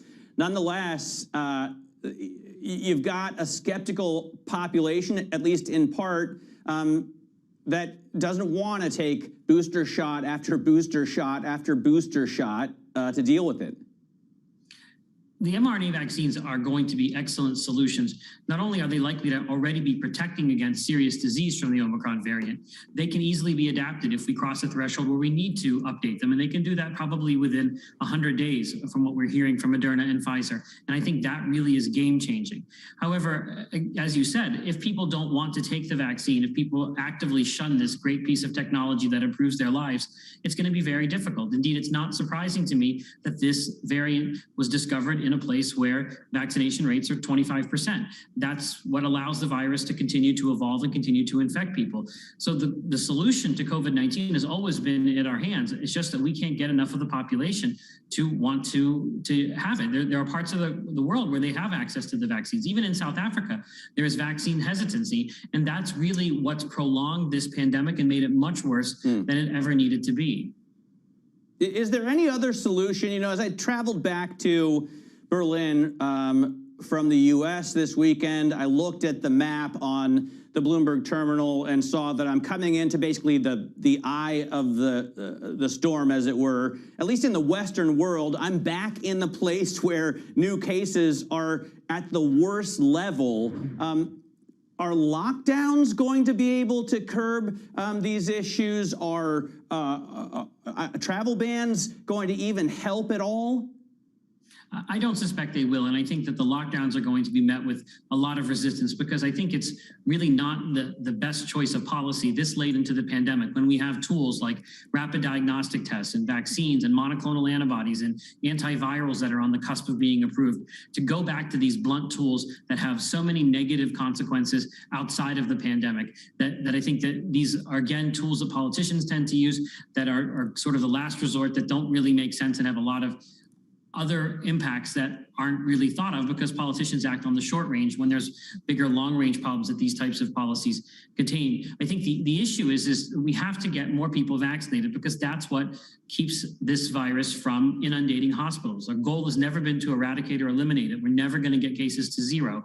What our goal is to make this a tamer virus, one that's more like other respiratory viruses we deal with year in and year out. And I think we've got the tools to do that. We just have to get people to be willing to take advantage of them. One of the tools is masks. We heard President Biden talking about he strongly encourages people to wear masks indoors. He didn't go so far as to say that he would encourage states and cities to mandate mask wearing again. Is this something that we're going to be living with for the rest of our lives, Doctor? Are we going to be wearing masks forever? I don't think that we'll be wearing masks forever as a public health recommendation, but COVID-19 is something that we're going to be living with for probably the rest of our human species existence. And there are going to be some people who want to wear masks when they're in high-risk situations, when they're in crowded indoor places, and that's going to be fine. I think that what we've learned is that masks do help not just with COVID-19, but with other respiratory illnesses. And people are going to use them based on their own risk preferences and their risk tolerances. But it's not a question of whether or not COVID-19 is going to be something that we deal with going forward. There's no COVID zero. This is going to be something that we have to learn to adjust to, that we learn to reduce the harm from by getting vaccinated. But it's not something you can magically put back into bats. In the post-pandemic world is not the world of 2019. It is a world in which COVID-19 is present. All right, Doctor, thanks very much for your time. Really appreciate your take. Amish Adalja there, Johns Hopkins University, Bloomberg School of Public Health. Of course, that school is supported by our founder, Michael Bloomberg, the founder of Bloomberg LP and Bloomberg Philanthropies, owner of this broadcast network as well. Later on today, tune into our special coverage on the Omicron variant and the impact these variants can have on the markets, on business. That's at 4:30 p.m. in New York, 9:30 p.m. in London. That is, I guess, at 10:30 p.m. here in Berlin. Still ahead, Jack Dorsey steps down as CEO of Twitter. Shares are giving up some of the earlier gains, but there was a real pop at the top. We'll talk about that next in our Stock of the Hour. This is Bloomberg.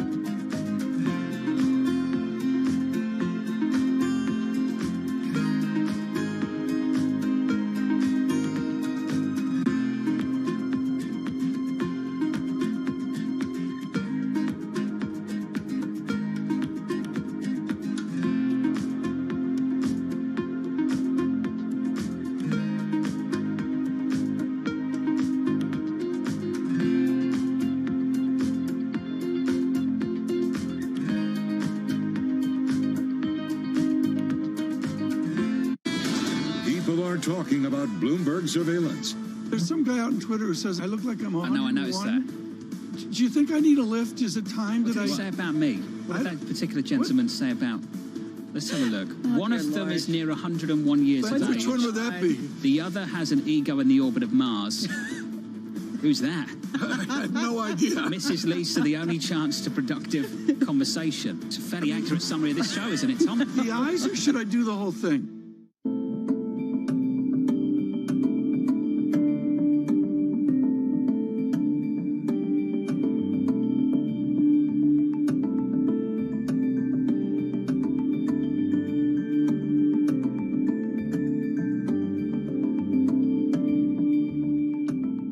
Crypto, you have a world of young people that want their own financial system and their own culture.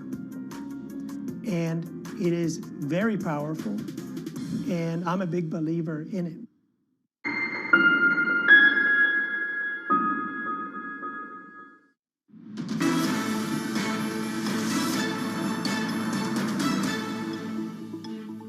This is Bloomberg Markets. I'm Matt Miller. Time now for our stock of the hour. The huge initial rally faded fast, but the change is now official. Jack Dorsey giving up his leadership post at Twitter. Bloomberg's Kriti Gupta is looking at, well, first off, Kriti, what does the pop mean? Why did investors buy the heck out of this stock after they found out the co-founder was leaving as CEO?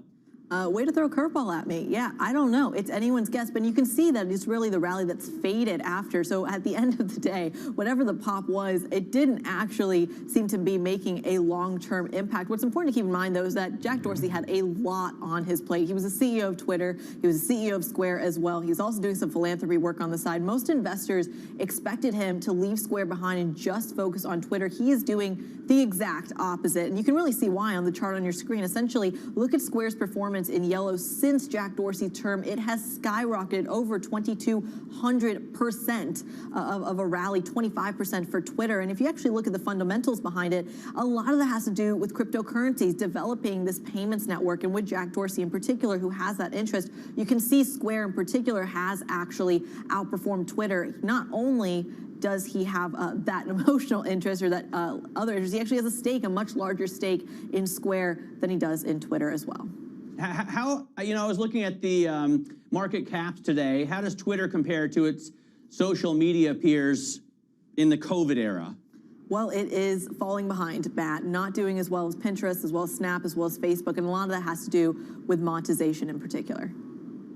All right, Kriti, thanks very much. Bloomberg's Kriti Gupta there with our stock of the hour. This is Bloomberg.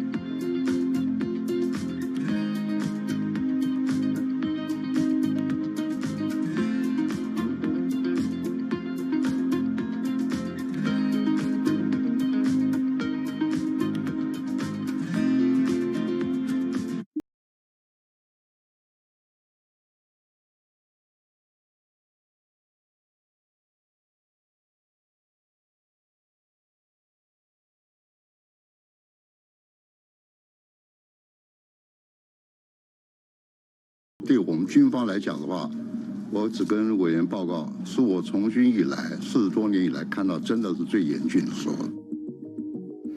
要翻台的话，他目前有这能力，都有的，但要看怎么一个结局。说我们不做任何挑衅但是说把他激怒了，就跟我们人一样，你把我激怒了，我手上能力我也会发挥出来。所以2025是我们研判，那全面我们这样研判的。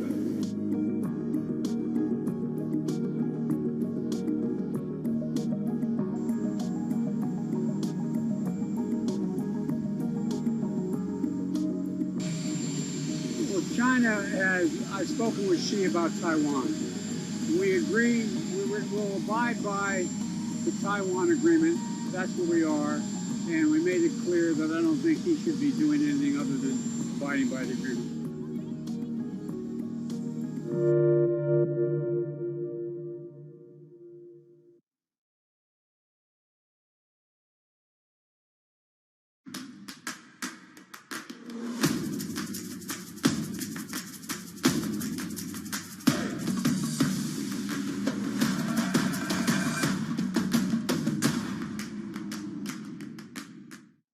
I think that it's hard to put your head around any narrative. Let's just be honest. We've had sort of a shift in, are we in some sort of stagflation fears moment? People were talking about that all day yesterday.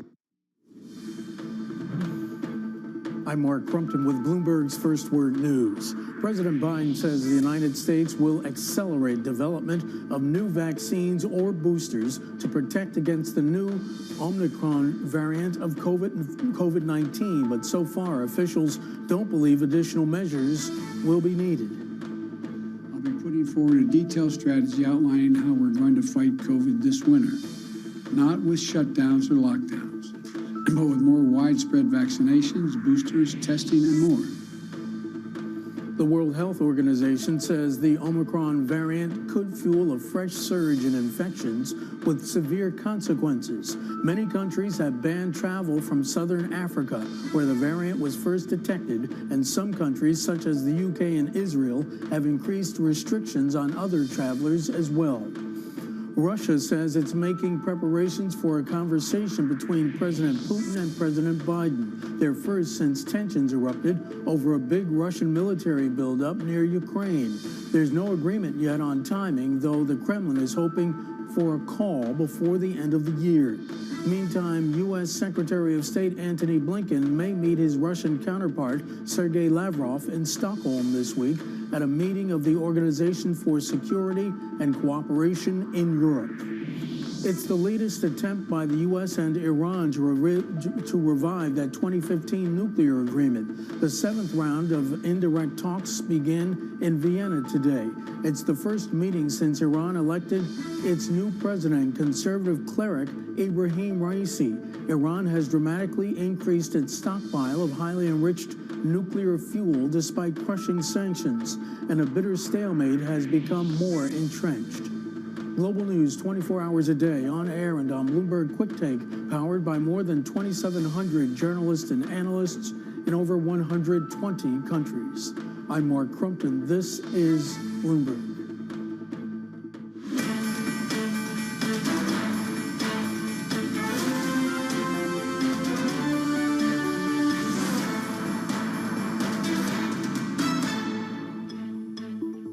Hi, I'm Amanda Lang. Welcome to Bloomberg Markets. And I'm Matt Miller. Welcome both our Bloomberg and our BNN Bloomberg audiences each day at this hour. Here are the top stories we're following for you from around the world.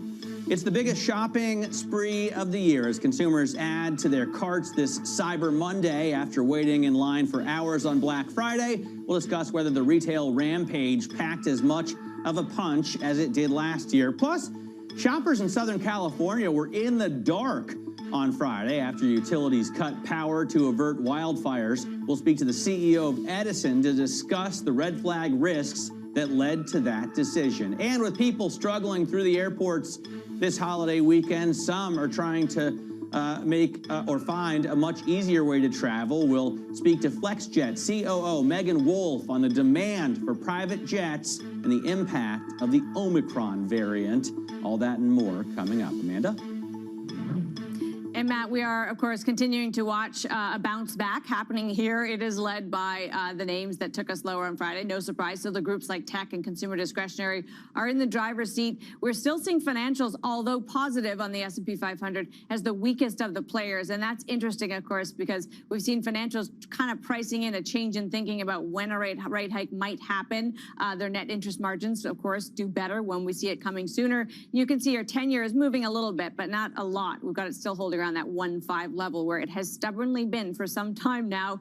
For what it's worth, Matt, the big question, of course, will be how do you price in the concerns about the variant and what are the scenarios of Omicron's impact on global growth? Well, our friends at Goldman Sachs have laid out 4 potential scenarios. They're a downside, a severe downside, a false alarm, and even an upside. One thing I find interesting about this, Matt, if we can poke a little good-humored fun at Goldman Sachs Strategy Group, there's not really any real numbers around this. They try to put a kind of a shrinking growth on the downside. Severe downside, they don't even try to price in. Upside, they don't even really try to give you real targets on. In other words, they don't know. Nobody really knows. But I am very intrigued by the upside potential, right? That this is fastly transmitted, moves faster, but is milder. Maybe it replaces Delta. Maybe this is a good news story. I'm just tossing it out there. Yeah. It's a possibility. I was just looking down to see which Hindu god has 4 arms. Apparently, according to Google, it's Vishnu. Maybe Goldman Sachs taking a bit of Vishnu's playbook here. The bottom line is, I think this issue or this new variant gives investors who have a view a chance to place a bet here. If you think that this virus, this variant, I should say, of the virus isn't as fatal or isn't as bad as others, you can go ahead and buy the heck out of that dip that we saw on Friday, because it was a big dip, right? The Dow was down 905 points, and it's only back up about 300 and change right now. The S&P was down almost 2.5%, and it hasn't made that back either. A lot of stocks got hit harder than maybe they should have, if that's your view. Now, you could also take the view that this means we're going to continue seeing new variants. This is a never-ending pandemic. Things are going to get worse, and you're just going to need, bottled water, golden guns. But I think it's more likely that we see or at least the scientists in South Africa are telling us this is a milder version of COVID. And Dr. Amy Shadalja just told me viruses typically mutate into less fatal organisms so that they can just spread more, and maybe it'll become the common cold. I would toss one more in there, Matt, and that is a reminder that stocks aren't trees that just grow to the sky. There are pullbacks, and when you've made a lot of money in a market, what you might see on a day like Friday are people saying, at some point, stocks are going to turn, and maybe I'll take some profit. And I think that is a kind of a rational thing to remember. It's why we see a kind of a grinding higher, right? People take money out. Are you saying stocks go down? You know what? In our lifetime, they've been known to. You and I are old enough. Not everybody we work with is, but we remember that they go down. It's important to remember that.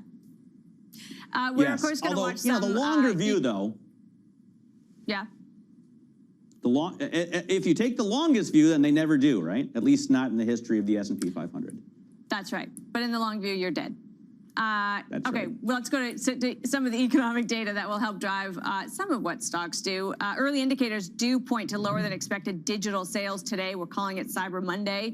Poonam Goyal is with us from Bloomberg Intelligence. Poonam, great to have you with us. So what are we seeing on sales today? It is considered obviously a pretty important day for a measure of how the season will go.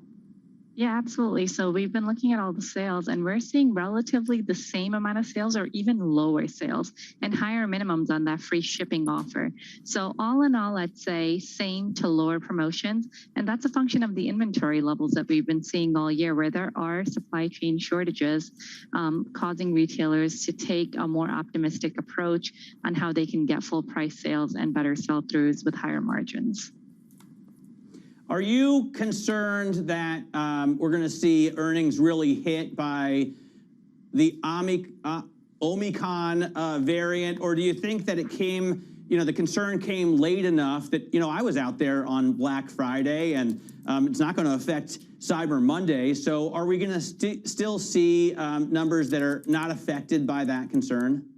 Yeah, for Black Friday, I think it's too early to say. I mean, from our store checks, the stores were packed. There were so many people back out in stores. We saw that in the data where Sensormatic came out and said that traffic was up about 47% versus last year. So very, very strong showing of people in the stores over Black Friday. Now, if the concerns mount between now and Christmas.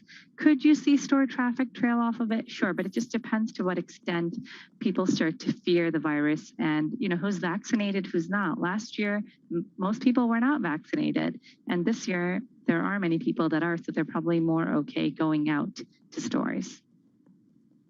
Poonam, this pandemic has been with us long enough to permanently change some patterns of behavior. Should we expect to see that this holiday season, that there will be brand new sort of strengths in places and weaknesses of others, and that's just the way we're going to live now?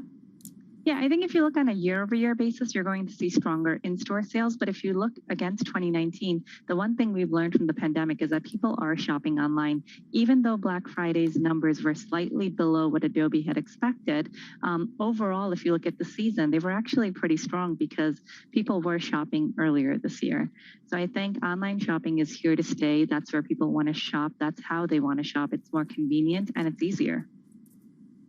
But does Cyber Monday stick around forever? I mean, does it really have to be one day, or do people just spread it out? It's been spread out. When I look at a retailer like Wayfair, their Cyber Monday deal is the same as it was on Black Friday. It hasn't changed. So I think it becomes a 5-day shopping event where if there is a deal, it's already available online on Thanksgiving Day, Black Friday. Why not just keep it through Cyber Monday? Poonam, thanks very much. Poonam Goyal there, Bloomberg Intelligence, talking to us about retail and the effect or lack thereof of the Omicron variant. I believe it's called Omicron. Omicron? I'm not quite 100% sure. It's probably Greek, so maybe I'll ask someone from there. Coming up, wildfires continue to pose a major challenge for utilities in California. We'll talk to Pedro Pizarro, the president and CEO of Edison International, after they shut down the power over the Thanksgiving holiday. This is Bloomberg.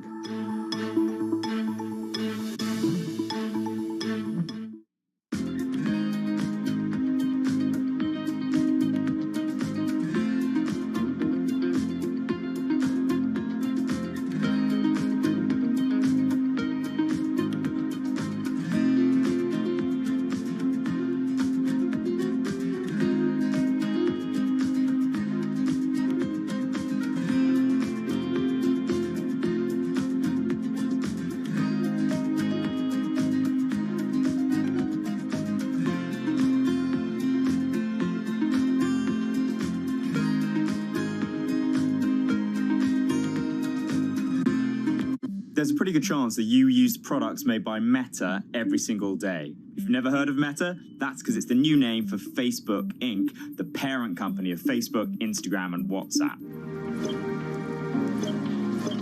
All right, perfect.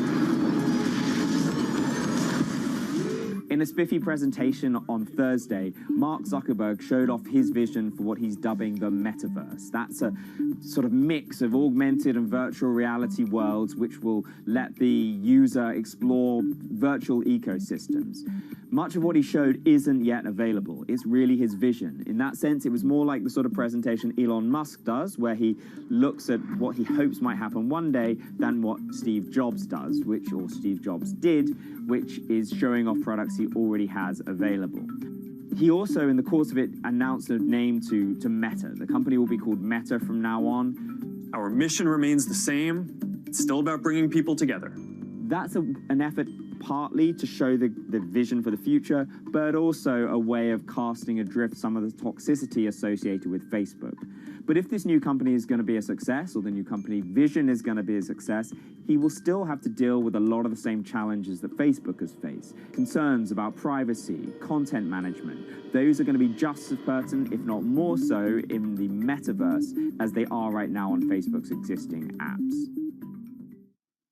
Today's CFOs are reshaping the C-suite, positioning companies to meet the next generation of challenges, breaking out of traditional roles to become Chief Future Officer. This week, find out how Lini Oberg is helping Marriott transform itself at a pivotal moment for the hotel industry. Part of our job is to make sure, what do customers want? What are they thinking that they want next year and the next year? Chief Future Officer, brought to you by Workday, Wednesday on Bloomberg.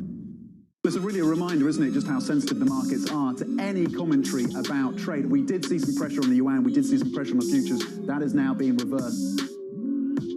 Mercedes-Benz is on a path towards CO2 neutral mobility. So we have flicked the switch there, and really we're going to step by step electrify everything. And what does that mean? Combustion engines get electrified.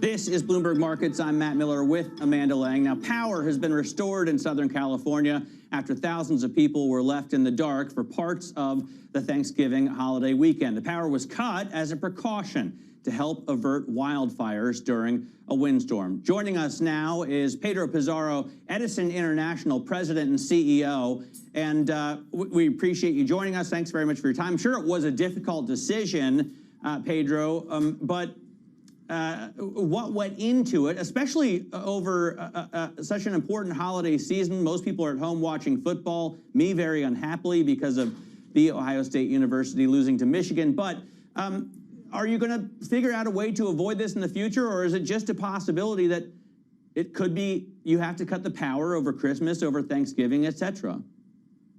Well, first, Matt and Amanda, thanks for having me on. And it is a very difficult decision, and one that we don't take lightly. It is a measure of last resort. We have done a lot of work over the past several years to continue to reduce the number of customers who may be impacted, hardening the system, doing changeovers of equipment, reducing the scope of these events. We estimate that compared to last year, if we had had the same weather as last year, this year we might have cut power to or impacted 17% fewer customers than we did last year. But still, for the 60,000 plus customers who had their power interrupted, it's a very difficult time to have that happen during Thanksgiving. It's something we don't take lightly, but it was driven by extreme weather, continued drought, and lots of fuel on the ground. So it was the right thing to do. We should keep this in the context, Pedro, that 17% may be good. 0 is the right number in a G7 nation in 2021 for people to lose available power. It's a kind of an unacceptable state of affairs, and it's sort of amazing that it happens in California. We watch kind of agog that it's come to pass. It isn't just you, of course. The other big utility there is in the same boat. How do you get to 0? How do you make sure, and do part 2 of that, can you do it as a publicly traded entity, or do you actually need to be state-run? No, I think the publicly traded model has worked very well for California, and we continue to work on how do we reduce that impact on customers. Remember that as a utility, we have an obligation to serve everyone in our territory. And 27% of our terrain is in high fire risk area today. We serve about 5 million customers. 4 million of those are residential customers. And so we continue to work on strengthening the system to decrease the probability. 0 is the ideal, but I'll be honest with you, this is a tool that we may still need to use at some points when we have the most critical events. And we're really seeing climate change rear its head here. The conditions we're seeing in November, the dry weather that we're seeing. I lived in California for 30 years, and I've seen that progression of climate to where we now have the Santa Ana wind season coincide with drier and drier weather, coincide with lots of dead trees and vegetation on the ground, fuel that could create fires, and also coincided with the fact that over the last several decades, we've seen much more development in high fire risk areas, going up canyons in the territory, for example. So as we move forward, we're looking at making changes like covering more of our wire with insulated wire. We have about 10,000 miles of wire in high fire risk areas. Just in the last few years, we've covered 2,500 miles of that. We're using equipment that helps us detect faults more quickly. We're also working hand in hand with state agencies, and particularly with our firefighting agencies, so that we can, if an ignition occurs, whether it comes from an electric equipment or a natural cause, that we can find and put those fires out more quickly. Everybody understands that climate change and extreme weather has exacerbated a situation that's in place, but it's a situation that takes decades of underinvestment to create. And the argument is that the big utilities of California let down the side and didn't make the investments required to protect their infrastructure. And now the citizens pay a price that, frankly, should be unacceptable. Yeah, and so I would counter their argument with the fact that we have been investing significantly over the past several decades. We do that in partnership with the Public Utilities Commission, but we've done that based on the science standards that were driven by the prior understanding of weather. The reality, Amanda, is that 4 years ago, when California saw the first of the major catastrophic fires up in Northern California, that was followed by several other fires since then, we saw events that exceeded the imagination of anybody in the state. And so we had to redesign the airplane while we were flying it. 4 years ago, we began an effort to harden our grid to a new level of standard that, again, nobody had the ability to imagine before, because we saw this convergence of impacts that I mentioned earlier. And so, I think we've been tried to be good stewards of the investment here, but we've realized that we need to retool that investment, and that's what we're doing right now. Pedro, what can you do to combat climate change? I know you want to be carbon neutral by 2045, but that seems like so long from now. Can't you do it sooner? Well, this is where California, I think, has been playing a leading role. It has statute on the books. It says that carbon emissions will be reduced by 40% from 1990 levels by 2030. It has a target of net zero by 2045. Our company has a net zero target as well for 2045. And this is an area where we've done a lot of analysis around seeing that this is feasible. But what it will take is a massive retooling, not only of our sector, but the whole economy. So using clean electricity and using that electricity to electrify a lot of applications throughout the economy where today we burn fossil fuels. So transportation electrification will be a massive piece of this. Building electrification, and then other tools to help abate carbon. So I'm glad you asked about this, Matt, because we spent the first part of the interview talking about what I think of as climate adaptation, right? And it's not just against wildfires, sea level rise, drought, other extreme weather, but we also need to be focused on climate mitigation. And that's why I'm happy that, for example, we saw the bipartisan infrastructure bill have support in there for areas like transportation electrification. It's important that this be something that the entire world, the country, the state, and local entities are pursuing, and we're certainly trying to do our part. Thank you for being with us, Pedro. We appreciate it. Pedro Pizarro is Edison International's president and CEO. Stay with us. We're back after this.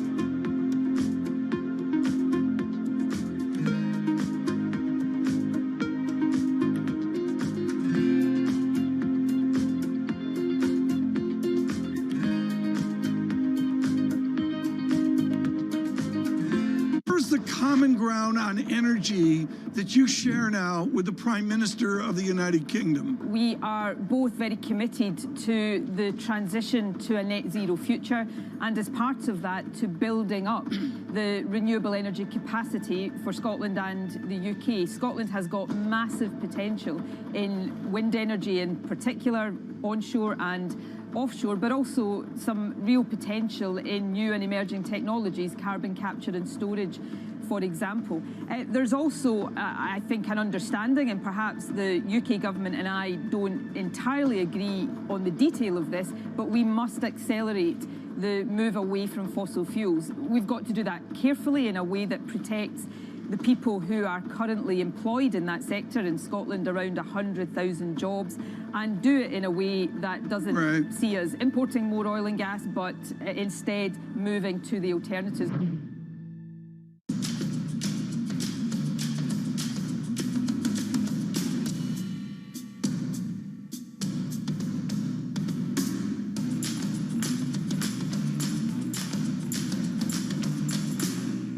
This is a market that over the past few weeks has made it clear it wants to go higher. It got a little spooked by the idea that geopolitical tensions are rising.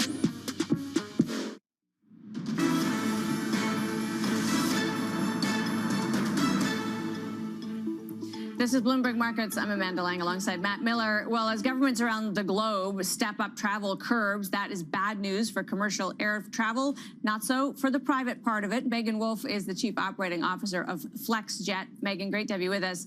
And of course, we've seen a huge boom for private air travel through this pandemic.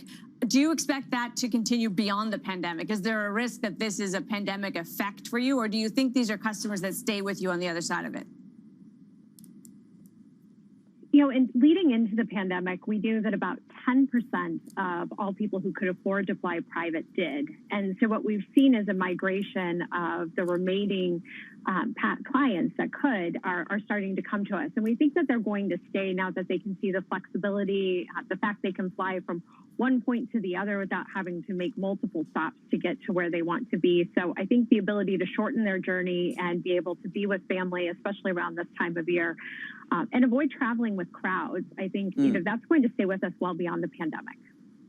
Yeah, well, it would have been a dream for me over the weekend, flying from Columbus to Berlin with multiple stops and an infant child. Megan, how do these travel curbs affect you? I mean, of course, at FlexJet, you're not going to say someone can't take a private jet from Johannesburg to New York, but if the U.S. doesn't allow travelers in, I guess you can't allow it.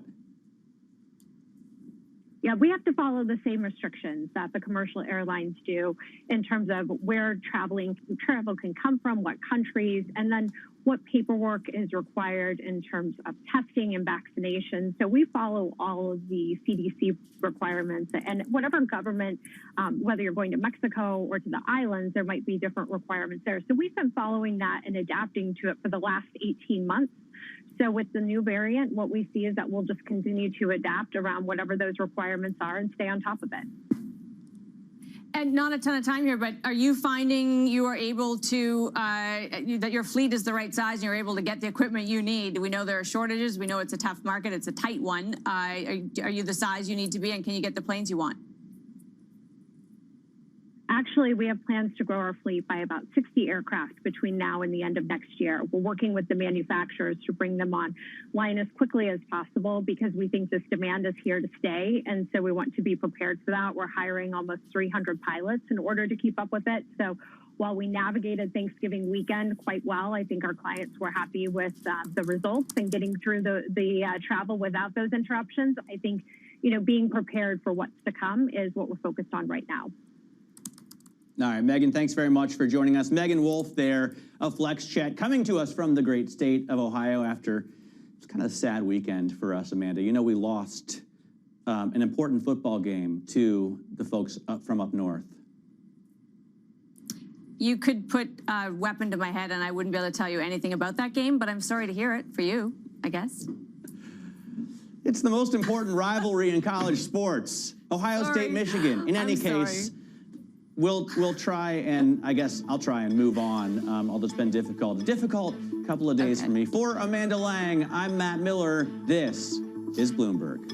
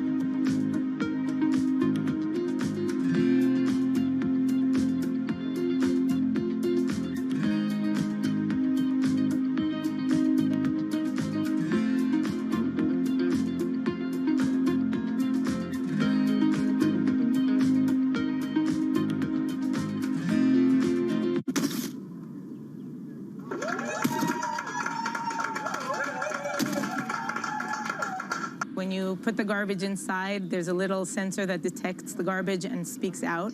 And this is one of the initiatives that we have created here. We, as the residents of this neighborhood, a bunch of neighbors that have come together to try to deal with the fact that our neighborhood is dirty. We want to make a difference. We want to have a clean streets that look nice and are nice to walk in.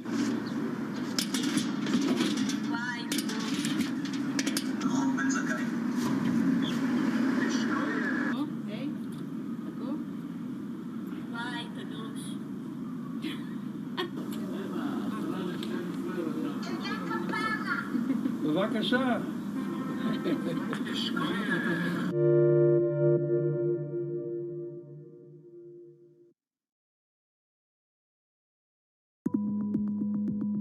It's such an interesting new world. The world is changing. For us, it's not about being first. It's about being the best. While everyone is zigging, we're zagging. We feel like we can maybe help people out more. We have an enormous number of big ideas. I look at the opportunity we provide, and providing access to information and knowledge, I think will end up being on the right side of history as well.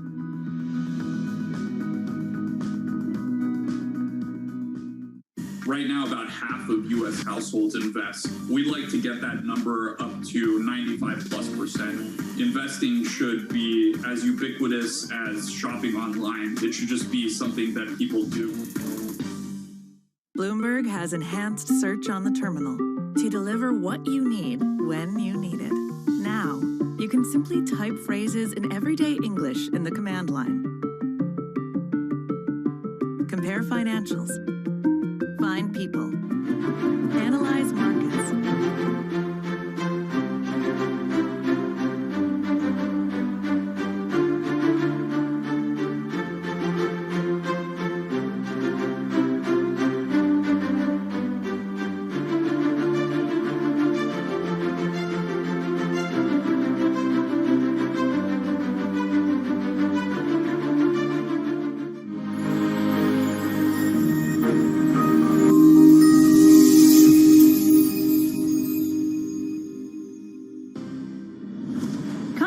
Is a world-leading figure in AI, with a career spanning 4 decades in the research, development, and implementation of the technology. I found there's actually this new exciting area of study called artificial intelligence, which was about studying how humans think and make decisions and how computers